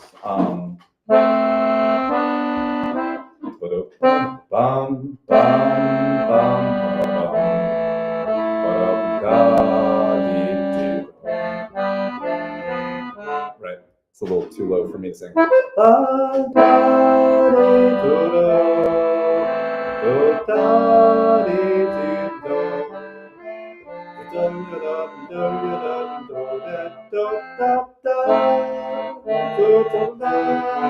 Right, that's nice to have because it's not so active. So we want the ability to comp in a way that's very active, because that's what the music wants, and we want ability to comp in a way to create accompaniment that's also not rushing or dragging, but that is not as active, right, energetically. And that is really, really liberating, like to get that across to somebody that's playing this music. If they can get to the point where they're understanding that they need to do that, and they're at the point where with their nervous system they can start to worry about that concept because the hands are able to go through the song, and then that's incredibly liberating, because it's like, this is the point at which we're communicating. I'm not just like trying to do a thing along with other people doing a thing. I'm now interacting. I'm varying what I'm doing really very, very literally based on what the other person is playing. And that leads to such a beautiful feeling of satisfaction. And because it's where we really feel ourselves and our own spirit coming out a lot more that way. And I think that's what really we're all about, that this is really just to sound like yourself, oneself on the instrument. And usually our idea of how we're supposed to sound, is not full of mistakes. It usually has some really badass stuff that we hear that's me, and so it takes practice to get there. And when it starts to happen, when we start to hear ourselves come out of our instruments, very, very good. Okay, to go to the chat, to break up my little talking. Yeah, B. Okay, cool. I didn't see who wrote that. So B's saying that they're working on taking a breath and stopping before the phrase is done. When I remember to do it, everything becomes more lyrical. That's really cool. So that's in improvising, I guess. And I'm gonna try to get B on as a guest to talk about all kinds of cool stuff, cool grooves and klezmer musics and other musics from around the world. Being an educator, we're gonna make that happen. Yeah, B's a really amazing musician who is still comes to Django in June and did in their earlier life in music. Developed alongside Django in June, I would say. A lot of us have. It's cool. It's a thing, and it's also a sort of summit for jazz accordion that doesn't exist anywhere else. It is. I find myself feeling a little frustrated that the accordion is limited. It is always sort of less to the guitars in most jamming situations. I feel like a lot of the decisions are made by the guitarist most of the time. And default, and I'd like some situations where I'm a little bit more in charge of making some decisions or having some more creativity. That's more just about sort of what's expected. Everybody feeling that they're doing the correct thing. It can be easily solved with, one, hey, when we play this next tune, can I try to do this? So I could immediately just solve that myself. And I suppose that's what I should do. But I guess what I'm saying is like Django music is so amazing and so fun and expressive and filled with so much virtuosity. But these same skills that we do in Django music, all this stuff is also the Great American Songbook. It's all of the music of Cole Porter and George Gershwin and and Rodgers and Hammerstein and like all of these amazing tunes that were written and performed so popularly in all of the swing eras, 20s, 30s, 40s, 50s, basically, we can do with the same skills and stuff. And that's a really cool door. And it's like, this music lives, this music, this genre, you know, and it's even, as all genres are, it isn't one thing or another, and every artist is really just them. And we have sort of these overarching, really sort of collections of songs that are played, right? The repertoire, that's one definition, I think, of like a genre. I think harmonic vocabulary. So like the harmonic vocabulary of jazz accordion is standardized in gypsy jazz, jazz manouche, Django music, is like, it doesn't often, the core of it isn't playing maybe McCoy Tyner voicings on the accordion. That's not the right sound for that. We're more of a sound, because like Django did not record with a jazz, he didn't record any jazz or swing with an accordion player. He recorded a couple musette tunes on banjo playing accompaniment. But we know what the other accordion players during that era were doing, that like Gus Visser playing with Barrow Ferre, for example. And he must have hung out a ton with him, because it seems like, you know, they shared ideas. It really does. Visser's tunes seem much more influenced than other composers, like Tony Morena, for example. Like Swing Valse, if, you know, whoever wrote that, if Barrow wrote it, if Visser wrote it, if they both wrote it, contributed, I don't know, but that's like a great example of that vocabulary. The vocabulary for this is harmonic vocabulary is more like 6s and 9s, you know. So if I'm playing in A minor, I'm probably going to play. If it's a more trad song. Now, if this is like a tune like Bossa Dorado, I might have more flexibility to move into a minor 7 sound.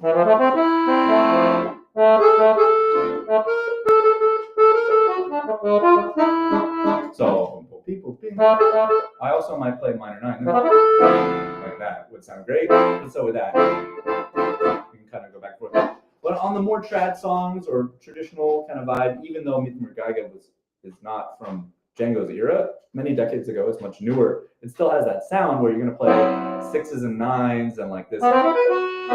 This is a close position chord voicing for an A minor with no A in it, but it's got the 9, it's got the 6. When I play it like that, it sounds like Joe Henderson. But if I just swung it a little bit more, and if I play it as a chord, we're great in there.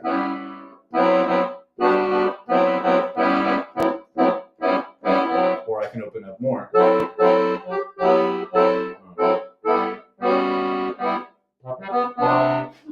Add the 11, some other stuff in there. Yeah, okay. So just talking about the classes. So both the improv and the comping, so that was kind of like the instructions were around there. So the instructions of what are we doing, what are we working on, what am I coaching you on, ostensibly, what am I asking everybody in the class to try to do? You know, try this. This is our little game. We're all going to play. Everyone's going to try to only play half notes. Okay, let's try that. Now play quarter notes. Okay, now play half notes, then quarter notes. Can you do it? You know, that was the stuff that I did, rather than, hey, everybody play this scale, improvise over this, like everybody try out this arpeggio, you know, because that's where the differences in experience really immediately start to slow down the learning process, which is fine if you can take all the time that you want, or even if you're in a one-on-one situation, right? But when you're in a group situation, and it needs to be like, in my opinion, like the group learning situation needs to be very interactive. Like it is not a good thing to take those 90 minutes and just have everybody listen to me talk, or even listen to me play, which would be a lot better than just listening to me talk about stuff. But if I can do some of that, and then I can create activities for us to do, like here's an idea. Let me show you. I'm going to play half notes and then quarter notes. Now we're going to go around and everyone's going to get 8 bars or half the form or whatever, and you're going to try that. And at the same time, we're also going to be playing time and working on that, working on listening. Maybe we'll have somebody comping. That's what I did a lot. It's like, okay, you solo and you comp. So we're working on either one of them is the focus, the improvisation, or the comping is the focus, right? And so we're all doing something which is keeping us present and active.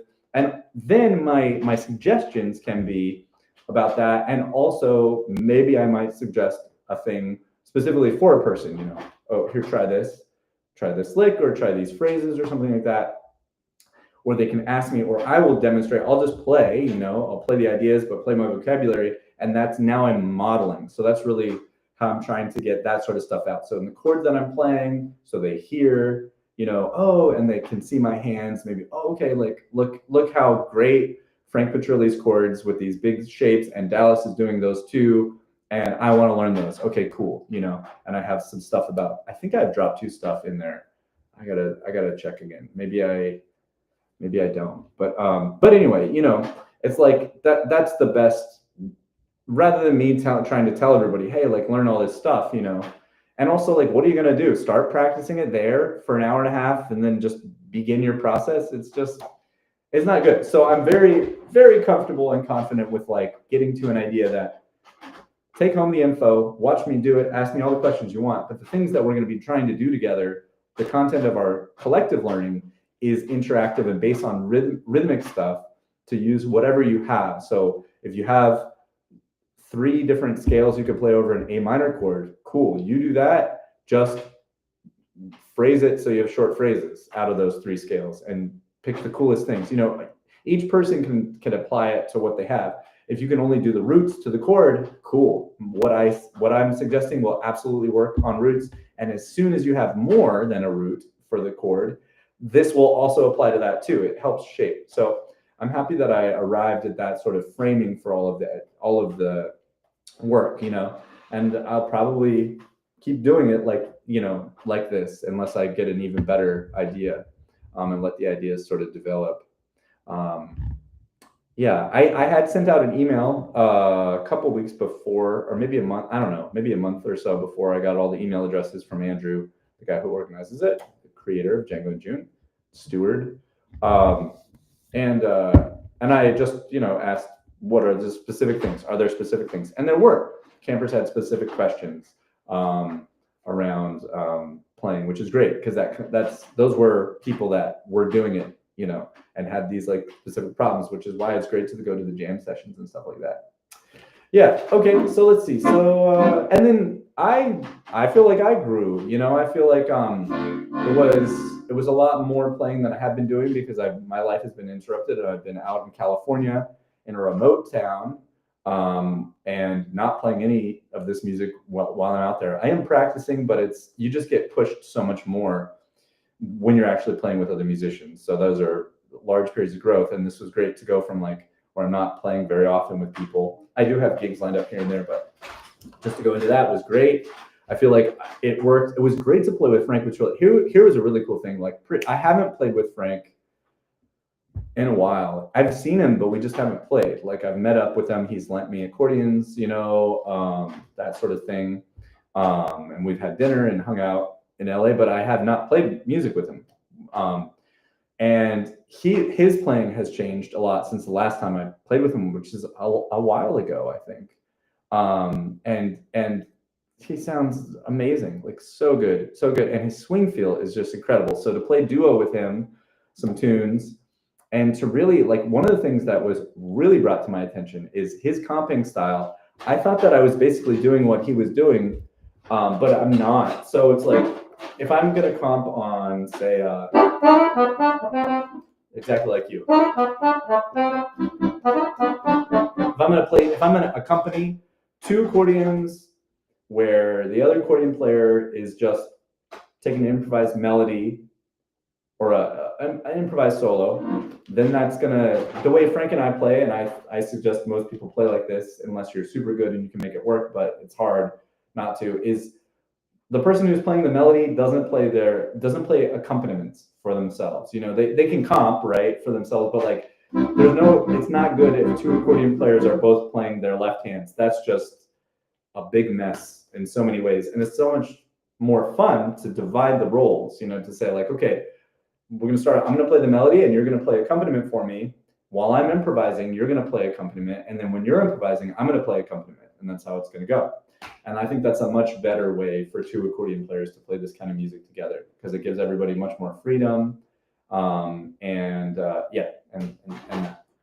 it's just such a mess when 2 accordion players are playing this kind of music where you're making up your own stuff on the fly and everybody's playing their left hand, which is why having like in a group, it's still a mess. It's still not very musical with like 14 accordion players trying to play a Django tune. Not good music, and we're never really locking in very well. It's too much of a mess, but it gives us something to do, and it allows me to hear everybody, which is really useful. Very, very useful for me to hear what everybody's doing, like, okay. But anyways, what was I going to do? I was going to talk about Frank's accompaniment. So if I'm playing accompaniment,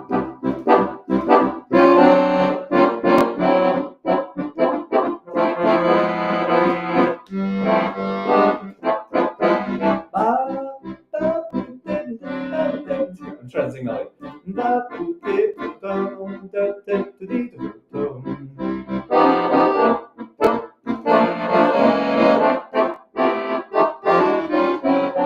I got there a little bit early.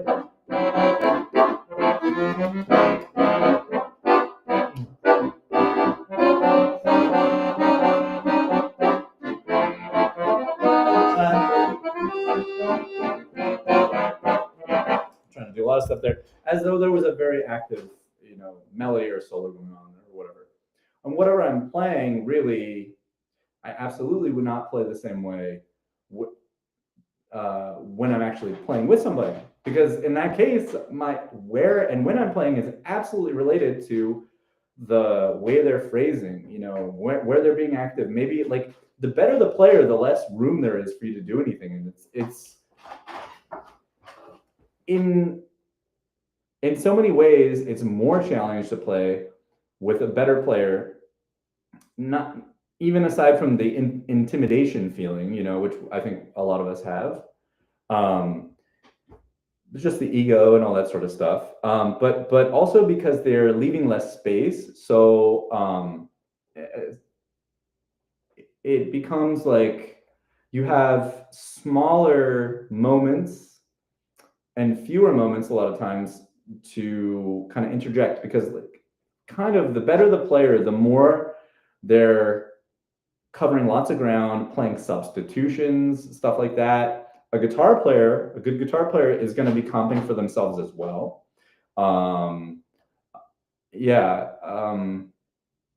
And moving more into vocabulary in what they're playing that you're not sure.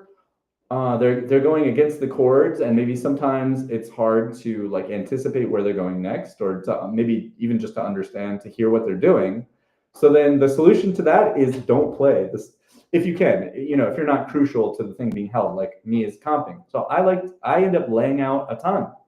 And I know for a fact that the people that hire me and play with me like that about me, that as an accordion player in a Django group like that, like whether it's Rhythm Future with Max, and well, now it's Henry Acker's in the band. I haven't played in the band with him, but I played with Max O'Rourke and Jason Anik, and they like that. With same with Michael Joseph Harris, and like everybody, it's like that's the way you want to play. You want to be able to come in and out as a sound in this music when I'm with a band. So it's like me plus two guitars and a bass, and a lot of times a horn instrument or a violin or something. It's like, okay, that's a lot. I'm not crucial to be there the whole time, and I'm not the band leader. So like I'm not the one that should be there the whole time. Like the bass should probably be there almost all the time. Rhythm guitar, same, almost all the time. And like, the person leading the band, who's usually the soloist, is they want to be featured and all that sort of stuff too, which a lot of time means like giving them more space, letting it breathe and coming in and out with my accordion sound. So it's like I'm thinking orchestrationally as well. Like I'm part of this orchestra, and I can bring myself in as a sound, and I can take myself out as a sound, just rest. And I do that. It's very good. I think about like, how is the song better? Is the song better without me? So that's the thing. Accompaniment. Yeah. Okay. So huge compliment for Frank Petrilli is like playing with him duo. I think that I'm doing what he's doing. Like I just played exactly like you, accompaniment. I'm doing something like that. And, but that's what I'm doing. And then like we're playing. So say I'm taking a solo and he's accompanying me. He's like driving me so much. It's very cool. A very cool feeling. He's just right with. He's listening and kind of increasing his energy. It's very easy to lose myself in a good way inside of the improvisation process with him, just to kind of be right with it. And very, very cool. And he's talked about how he's playing duo accompaniment quite a bit these days. So he has tons of, he's just doing it a lot. So you get good at it. And then my solo is over and it's my turn to take over. So we switch roles. I have to stop soloing and start playing two hands and stuff. And he has to stop the accompaniment and start soloing. And like taking over that, immediately, the first time I played with him, I don't remember what tune, it was on the live stream. I just immediately realized like, oh shit, one, I'm not doing what he was doing and it feels different, which is like not, if I knew that and intended that would be fine, but it wasn't. I thought that what I was going to do was going to feel pretty much the same as what he was doing. And it doesn't. It actually is swinging less. And so I did not get any time to do this, but I'm going to is try to like hang out with Frank and play with him and see if I can figure out more exactly his sort of combination of left and right hand stuff. But the other thing is that it just felt a lot less full.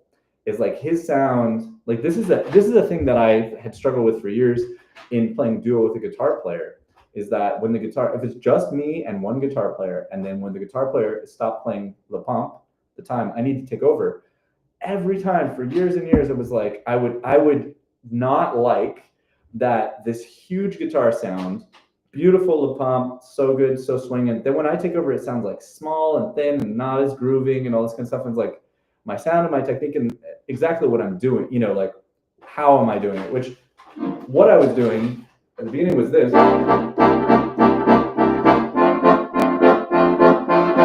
That was the pump for a long time, and I don't the pump like that. I will, and I could, and I might in a certain situation, but my default is much more the Frank Morocco thing. So if I'm doing with that, a way that I used to accompany and teach people.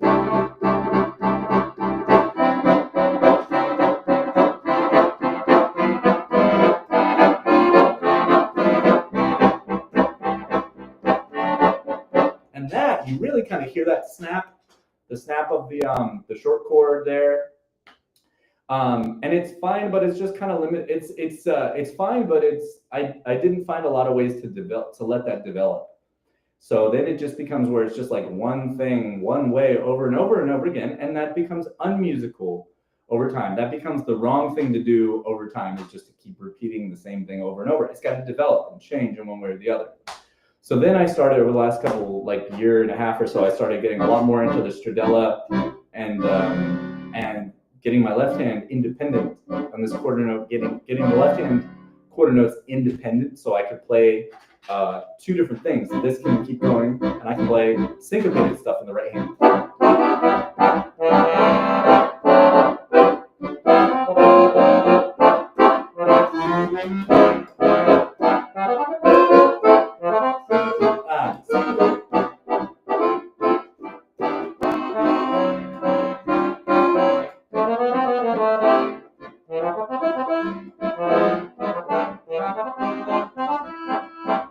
So that's what I'm doing these days, and I still feel like there's room for improvement in the precision of my left hand and the sound of my left hand. I'm really excited to get a lesson online with Natalie and with Jack and kind of show them, because they haven't heard me play in a little while, and I definitely have changed a little bit on really shedding their ideas. And I'm really interested to pick Natalie's brain about like the sound, what she hears, like I want to ask us to watch the Frank Morocco solo, and then I'll play for her, and to get her impression of, because these people, Jack and Natalie, they're both really, really good at, and I've heard people say this specifically about Jack too, that this is like kind of his superpower, is he can watch an accordion player play, and from watching them and listening to them, he can then figure out how to teach somebody, his student, to do what they're doing. So he figures out what they're doing that's making it musical, which is hard to figure out. I mean,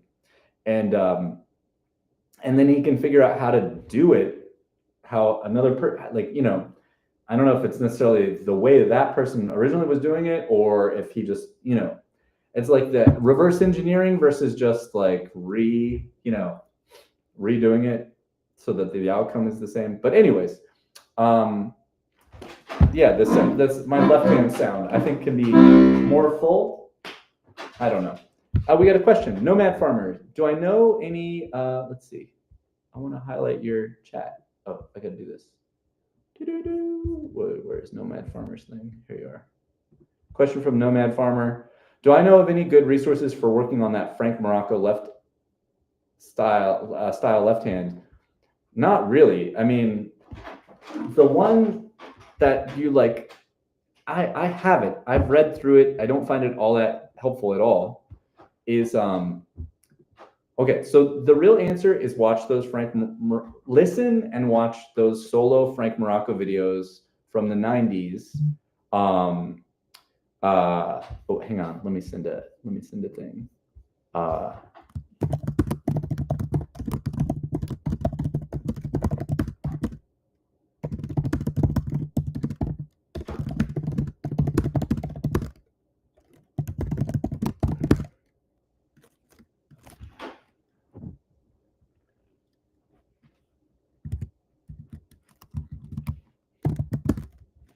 Okay.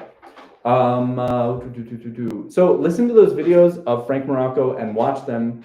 He's playing solo. He's playing all the Great American Songbook and a little bit of other stuff, some film scores, like a couple other like jazz, Latin tunes and stuff, but mostly 40s music. It's so incredibly good and so incredibly instructive. And there's 3 different concerts from the 90s, the early 90s, transferred from VHS to YouTube. Frank Morocco solo. One of them is all in Cyrillic characters, I think, whoever uploaded it. One's on Potos's website or their channel from them. But there are 3 different ones. He's wearing, you can tell because he's wearing 3 different shirts. And those are all incredible. So that's like really the thing. Do that above everything else. Just try to put it on all the time. Listen to those as much as you can when you're doing your sort of like, oh, I need to put this on to get into this. And then the other thing is the Ralph Stricker book, which is like, he just doesn't have it applied that much. He talks a lot about the chord shapes. You have like a huge like glossaries of stuff. And he starts with the left hand and his stuff is correct. I just don't think that he gives enough like sort of exercises and stuff. Okay, Bertie Wooster said there's a Frank Morocco playlist on YouTube, which I love. That's cool. If you want to share the link to that, Bertie, that'd be cool. But yeah, those are my suggestions really. I'm trying to create, I'm not the expert, but that's, I do it, so I teach it, and I'm working to create that stuff because I have a lot that I've figured out and a lot that I can do that I couldn't do before. That's really cool, and I have ideas for where I want to go. Like I want to get so I can do passing chords as quarter notes. Right now I can't, especially at a faster tempo. I can't get the passing chords in. But when I listen, I'm really inspired by listening to Art Tatum and how Art Tatum and Teddy Wilson, those swing players, they get these passing chords. A lot of times they're in ninths. It's harmonized, or they're in tenths, harmonized in tenths. But they're so cool, and they create so much additional motion. That's sort of where I'm headed is to shed those more. And there's other stuff. Get my speed up. I can't play very quick with that quarter note thing going on the left hand. But yeah, that's the best I can point you there for that kind of stuff. Let's see, what else should I talk about now? I mean, we're basically at the end of the stream. I think I've talked about, the only thing I didn't kind of talk about was, well, I guess there's tons of stuff that I could have talked about. It's great for me, my experience. Yeah, the things that I improved on, getting inspired by Frank Petrilli's accompaniment sound. Realizing that it's what I'm doing is not what he's doing, and that was a surprise and cool. And now I need to like hang out with him and get him to break things down a little bit, and show me, because I want to be able to do it, because it's great. It's really great. It's cool. And he just has such a great touch and a great musicality in the way he plays those huge jazz chords. plays a lot of drop two voicings and stuff, and all this vocabulary that he learned from Frank Morocco. Oh, here's what I do, you know? So he plays a lot of voicings and patterns of chord voicings that Frank Morocco himself taught him. And that's why he sounds badass, you know, because he's playing the good shit. And he plays it so well. He hugs and loves the accordion and puts so much air, and he has such a great touch, a great smooth chordal touch, just really great to be around all that stuff in person. And that's really the best value of events like this, is that you get that human patterning. And for us, like if you played guitar, jazz guitar in every city, or jazz piano, any city in the United States, you can go out and you can find quite easily many really fantastic jazz guitar players to like watch and go like, oh, that's what jazz guitar is. Now I'll watch, you know, and if it doesn't take much effort to get that in-person human patterning that's so important. But as jazz accordion players, or really any accordion playing, but especially if you get into like a niche style of accordion music, it's very hard in the United States, probably everywhere in the world, but my experience is living in the US, it's really hard to get in real life in front of people who do this, to do the thing like jazz accordion. You know, it's hard to get in front of somebody that does it really well enough to sponge it up. You know, there's just this magic in-person learning thing for human beings that happens when you're in the same space in front of them and someone's doing a cool thing on an instrument. And I talked about this like with ATG, but that's the thing that I get the most out of ATG, is just, I don't love that music. It's not my music, which is fine. I'm allowed to say that, and they can say that about my music too. But what I do get is just they have a technique that's way huge. The bellows control, the musicality, all the stuff that they do, and to be even the distance of like in a concert hall, and that distance from the stage from this happening is still so profoundly helpful to be around, you know, for me at least, and because I can't go out and see that normally, you know, it's much harder to find. We have many fewer options, so that's a really cool thing. What other kind of cool inspiration did I get? I got to hang out with the guy Adrian Hollivati, and I got to play a lot with him a couple nights, who runs Sound Slice, and I had met him from Django and June before, but that Sound Slice is a technology that I use for my teaching, and it's been such a pain in the ass because it takes a lot of custom coding that I have to pay people for and figure out to get that thing to run on my website like I want it to. But it's worth it, and I notice when I have the lessons on Sound Slice. So anyway, that was really cool to hang out with him, and he actually asked me for my opinion, you know, like it's kind of what are my dream, you know, features or whatever for that. And I told him, like, you know, I would love it if he launched like a whole online learning suite so I don't have to cobble it together myself, you know, and that's a lot. That's like a whole completely additional thing, way beyond what he's doing. And I also asked him, I told him that I would love if people could collaborate on the transcriptions, because then with my students, I could assign either to an individual student, I could say, hey, look, let's start this.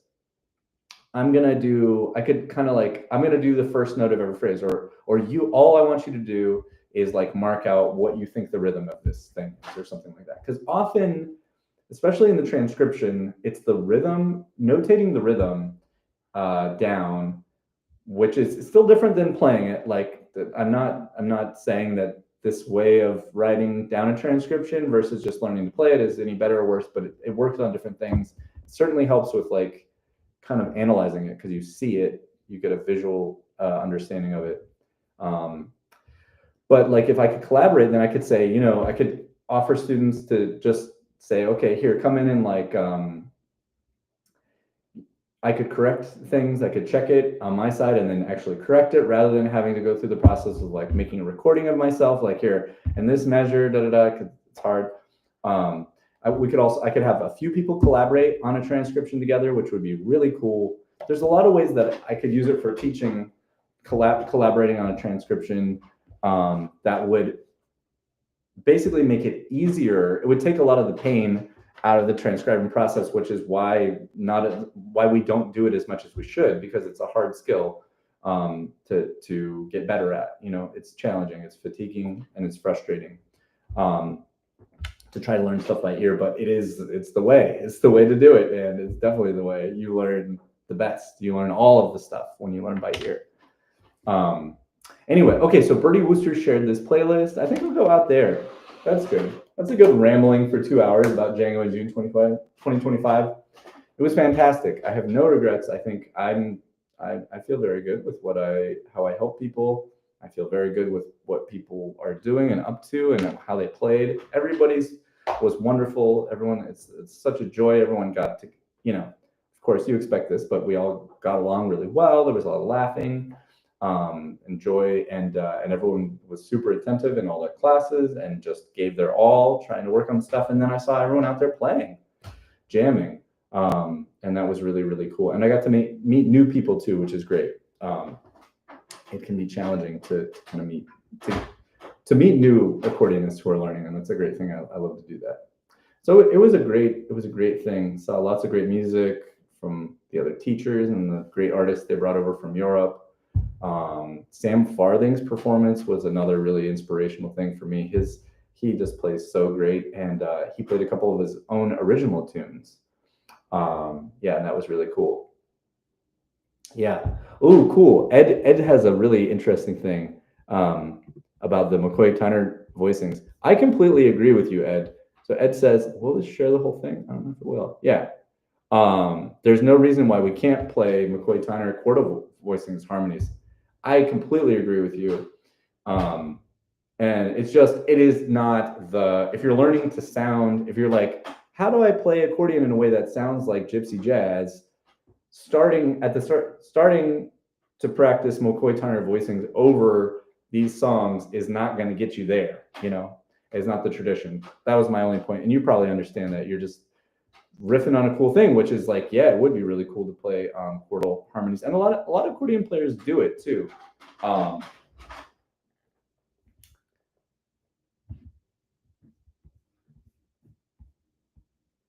Let's see. So you're saying, I want to read more. We would need a free bass. Well, yeah, if you're going to do it in the left hand, you need a free bass. You can't play chordal harmonies in the left hand. You can definitely play in the right hand, of course, you know, which is moving up and down. And even depending, like, there are a lot of quartal harmonies that when played just as a 3/6/9 don't sound like McCoy Tyner, they just sound like swing. If I move chromatically like that, it sounds like swing.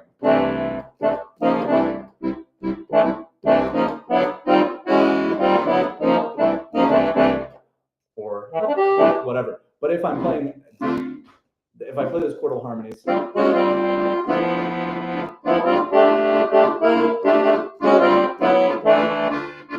whatever that is, then we're playing in a way that is like the way that McCoy Tyner used those chordal harmonies, which could be really cool. Like, and we should have that in our palette to express, you know, like, say that, do that on your solo over minor swing, and that's how we keep the music as played properly in the sound and also alive and continuing to develop, which it definitely is, you know. People are doing new things in it all the time. Yeah. Let's see. There's more to the comment. So than is on the page now.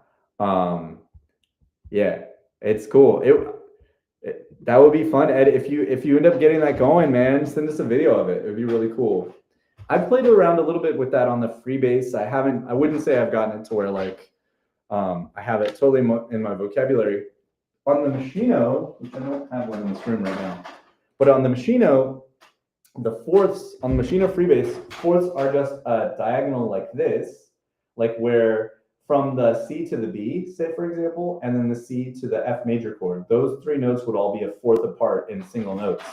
And that makes it super easy to find your fourths and then to move them chromatically to get that sound. And so it's extremely doable on the Machino accordion if one wanted to, on that free bass system. And I would guess it's not that hard on the other free bass systems. because they're set up chromatically also. So like once you get your hand to the right shape, you can just move it around like on a guitar. Unlike on the accordion part where it's more complex than that. On the piano side, I should say. Not the accordion part, but the piano side. Anyway, super fun. Good luck, Nomad Farmer. Yeah. But this has been great. I'm going to go ahead and wrap this up here. Thank you guys for this. I can tell you the future of the live stream is that this today concludes our sort of series of the road to Django in June. And then we went to Django in June, and now this is the, this basically begins the next road to Django in June next year. Whoever is going to be the teacher, I don't know. I don't get asked until November or December. And if I can, I always want to say yeah, but I shouldn't always be the teacher there. It's really good if you have somebody who's a good teacher. It's good to have a variety in a situation like that. Really good. Hopefully they can get Dominique back. That would be really cool. And maybe they need 2 accordion teachers. But let's see. But what I want to do is with the passing of Guy Klusevsek and the passing of Rob Reich, Guy, who I did have on the stream, and I was able to repost that onto YouTube. It wasn't on YouTube, but that one's on YouTube now. And Rob Reich and his amazing music, and just thinking to myself, I never had him on, and I would have liked to, and I would have liked to just over the years pay more attention to his music in general, because like every time I do, I love it. It's great. And thinking, man, it reminds me that I want that I think this is a cool thing that I do, that I kind of like, I just document, the musicians that I enjoy, that I'm friends with, whose music I resonate with. I'm not trying to, I certainly am not claiming to say what is good or bad. It's just what I like. And that's why I do this live stream. Everything I do on here, I do because I want to do it. I enjoy it. It's interesting to me. But this is all pointing to the idea that I am contacting right now accordionists. There are 3 accordionists that I have not figured out a date yet, but it sounds like they're all willing to come on the stream and they want to, and we can talk about their life as a musician. Especially all 3 of these musicians play jazz a lot, and but it's not the only guest. But basically, I'm just trying to say that I'm planning to keep with the topics that I have. So this is the end of the Django in June stretch, and I'm moving on to a string of topics. Let me look at let's go to the website actually. We may as well go here, and we'll go to if I go here, if you go to my website, you can go to the events calendar, and we can see the upcoming streams. So let's see. Why is that on there twice? That's weird. I gotta delete that. Anyways, so the next one is Palmer and Hughes on Palmer and Hughes method books. So this is like a month long. So for all of June, the rest of the June, I'm trying to do like topics that aren't about jazz. So because there's a lot of people out there that I hope haven't stopped watching, but like, all this stuff about jazz is like just not for them. So I want to talk about other things that are interesting to people that are maybe interested in music that are in addition to jazz. So let's see. It's how I would approach Palmer and Hughes, which is a lot about just basically adding the Jacques and Natalie cinema ideas to it, and also improvisation and creativity, transposition, music theory, harmony, easy things, simple things that can be done in little bite-sized things that really very quickly build a beautiful foundation for being able to create upon our music, to shape our music, to change our music, to add notes, to remove notes, to change chords, to change styles, to make it swing, to make it straight, to make it 3/4, to make it 4/4, to add chords and harmonies to it, to embellish the melody, to shape the melody. All those sort of things can be done immediately as we begin, and I think should be. Anyway, then the next one is about bellowing, designing bellowing in sheet music, which I think is so just all about planning your bellows, when to change and how to change. Live stream since the 1950s, the evolution of accordion playing. What is played? How is it played? How do audiences react to it? Then I'm going to take a week off to go on vacation. And then, anyways, you can see that. But that's what's coming up. But in addition to that, I'm also going to have guests. So I'm going to do all that stuff, but also, so the streams I'm not sure what's going to happen. If it'll stay 2 hours and I'll just spend 1 hour with the guest and the other hour with the topic, or if the time with the guest will be longer. I suppose it has to do with however long the guest wants to stay on. But anyway, that's exciting. I'm excited to get back to that, and it feels good. It feels good. I just stopped because it was like a lot to try to like coordinate and to stay ahead of, and I got so busy with all my family stuff, family life, personal life stuff, I should say, that I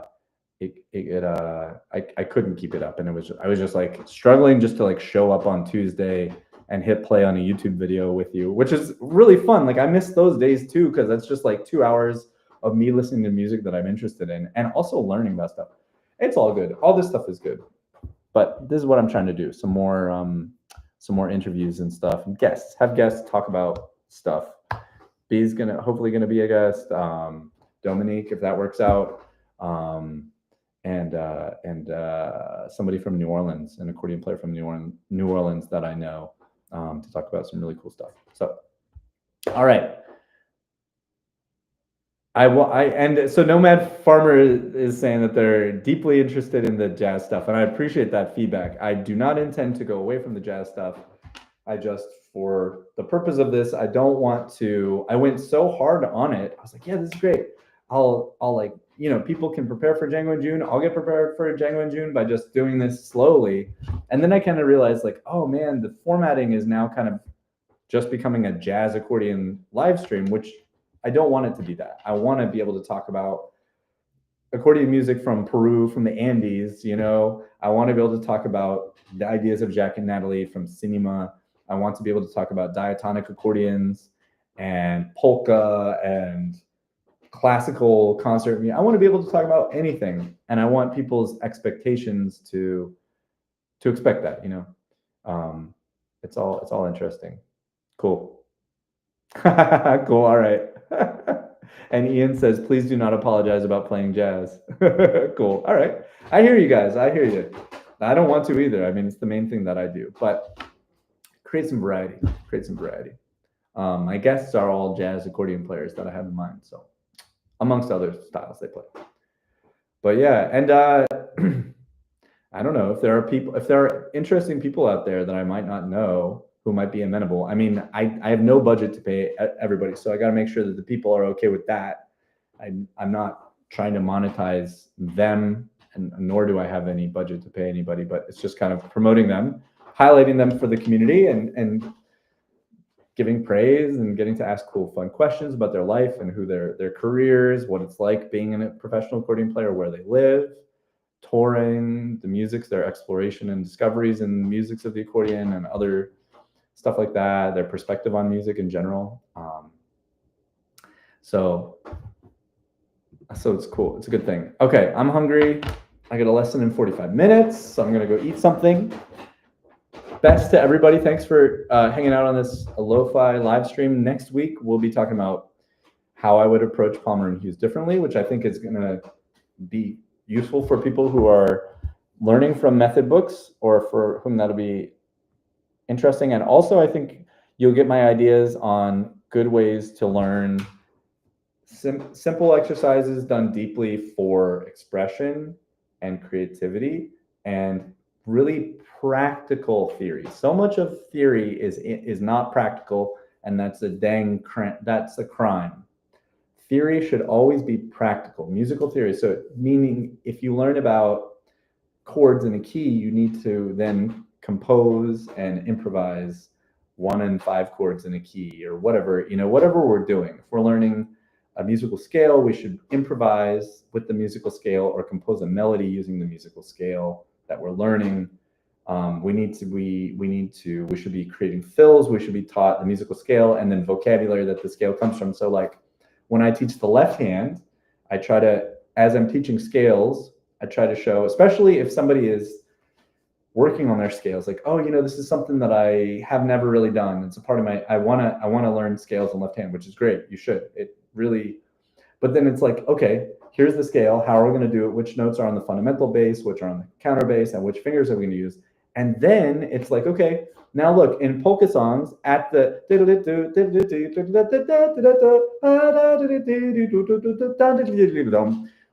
end of a polka, section, like where the cadence is, you know, often the accordion player will play a fast double-timed major scale descending.